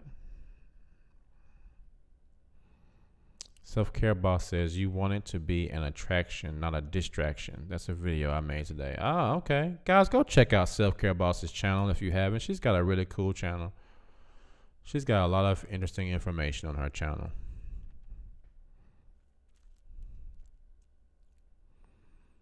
That sounds like we got some freaks in the chat.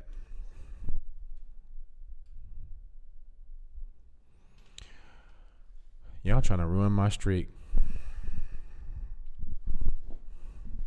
Y'all trying to ruin my streak. I don't know. One of y'all run up on me on the right day, I might be like, fuck this streak. Let's go.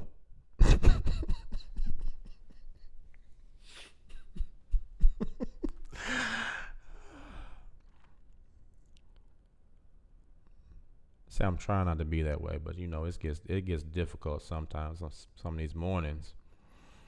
Go ahead and take this damn cold ass shower.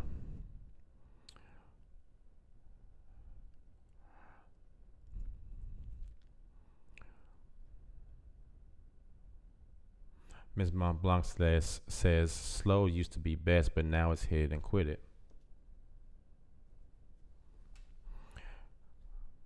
Who is Raynell Julian? I don't think I've ever seen you in the chat.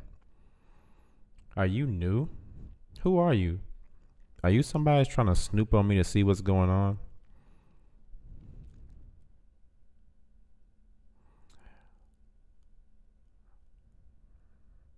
Oh, okay. All right.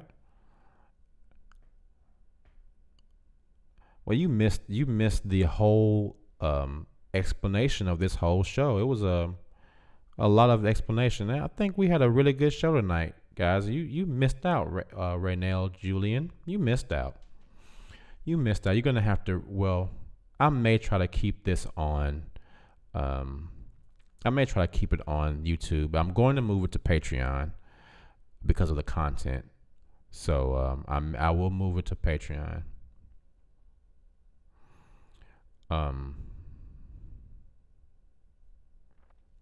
Raynell Julian says yes, new, Snoop, no. Okay. Nikki T says probably the GB. Now, I'm just messing with you right now. Thank you so much for coming to the show. I really appreciate it very, very much. But yeah, you can go back and review all that because it's a long story. 42, Louisiana. I taught at a performing arts school in Lafayette, Louisiana. I was there for about a year. What part of Louisiana? I was in Lafayette for about a year. It was the absolute worst time of my life. I got sick as soon as I got off the plane every time I got there. As soon as I would get there and I got off the plane, I would immediately get sick.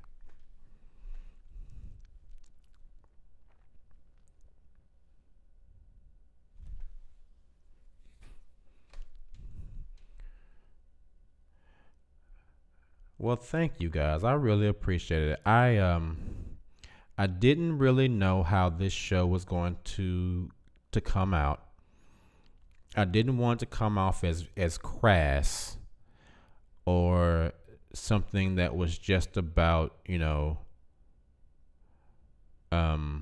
oh, really? You're in Lafayette also. That's amazing. What a coincidence. Yeah, as soon as I got off the plane, every time I would immediately get sick. I had to take Benadryl the entire time I was down there, and I had to take so much that I was in a Benadryl fog the whole time, so I never really could get the work done. The food was amazing. Had some great food. But yeah, I didn't know how this show was going to turn out. And I knew I just wanted to just talk about this subject and talk about this 45-day journey that I've been on and this demon that came to see me. and I didn't know how it was all going to mesh, but I think it came out pretty well. So I'm glad that you guys were nice enough to listen to me rant for 2 hours. I appreciate you all so very much. If you haven't subscribed, please subscribe. I think pretty much everyone here has subscribed. If you haven't, please subscribe. We have more likes than we have people watching, so I'm sure everyone has liked. Thank you so much. I am going to move this video over to Patreon, but all you guys have already seen it. So if you look for it sometime it's not there, it's going to be on the Patreon. If anyone wants to email me, you can email me at kfitsmylife@hotmail.com. I will leave it up on this channel maybe for the rest of the night tomorrow.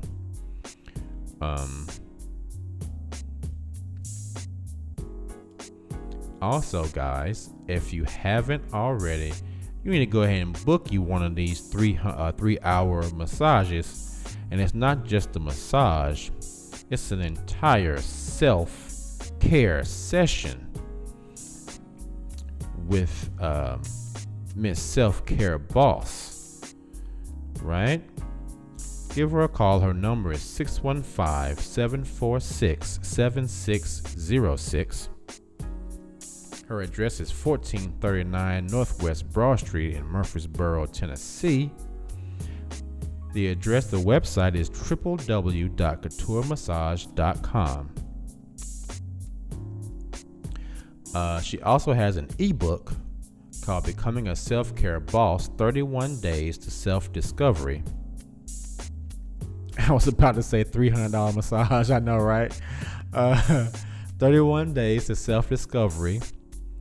Her goal is to help entrepreneurs and musicians, mostly, is what she works with, to become self-care bosses, but I'm sure she's not going to turn aside anyone else that needs to have some self-help.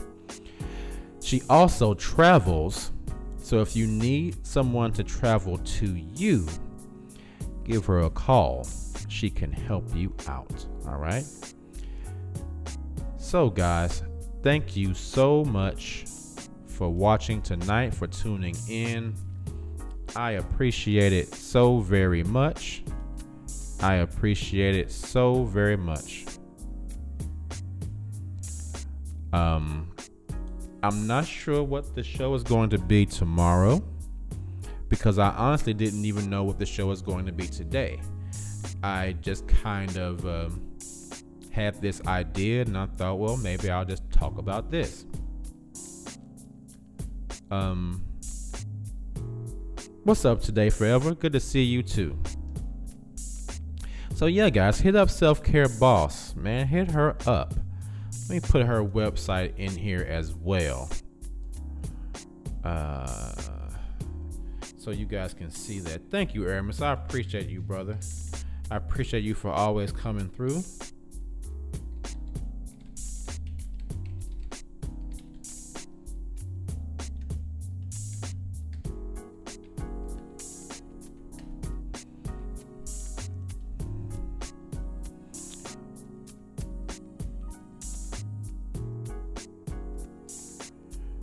All right.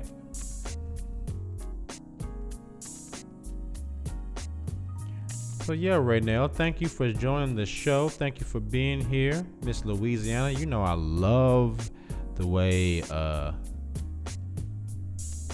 women from Louisiana talk. They have a lovely accent. Aramis says, Keith, I just got a store today broke. Just want to say thank you, because with you I don't know if I could have done it. Oh, okay. Congratulations, Aramis. You have a website that you can give us so we can come and support you and help you out, bro? Give us your website. Give us your website, Aramis. If you don't have a website, give us something that we can look at, or a date, or give us some information so that we can help you out, all right? Give us something. Thank you to our lovely moderator, Seventh Heaven, and our other lovely moderator, Gypsy Lily. for taking care of the chat tonight. Follow Aramis on his Instagram, guys. Aramis is doing big things, so please follow him on Insta. And anytime, Aramis, if there's anything I can ever do for you, brother, hit me up. You know I got your back, man. Got your back, my brother. All right, Raynell, Louisiana. See, Louisiana's not that far. Give me a shout. Email me, Raynell. Let's talk. Let's see what's going on. Aramis says everything is there. I have vintage store here in Atlanta too. All right, guys. And thanks so much for calling in Self-Care Boss with your scary story. It was great talking to you as well. Jumanji, everybody who called in, thank you so much. Thank you so much for talking in the chat, making it such a great show. And I appreciate you all so much. Thank you all again. And oh yeah, Aramis, that would be great. We could totally do a show at the store. That would be dope. I'll definitely come through. Let me know what it is, where it's at. I think I'll follow you on Insta, so it shouldn't be a problem. I can find you. We'll set it up, man. We will set it up. All right, guys. Well, let me go ahead and get out of here for the night. Thank you all again for coming through, and I will see you all tomorrow, same time. See you all on the next one, all right? Peace.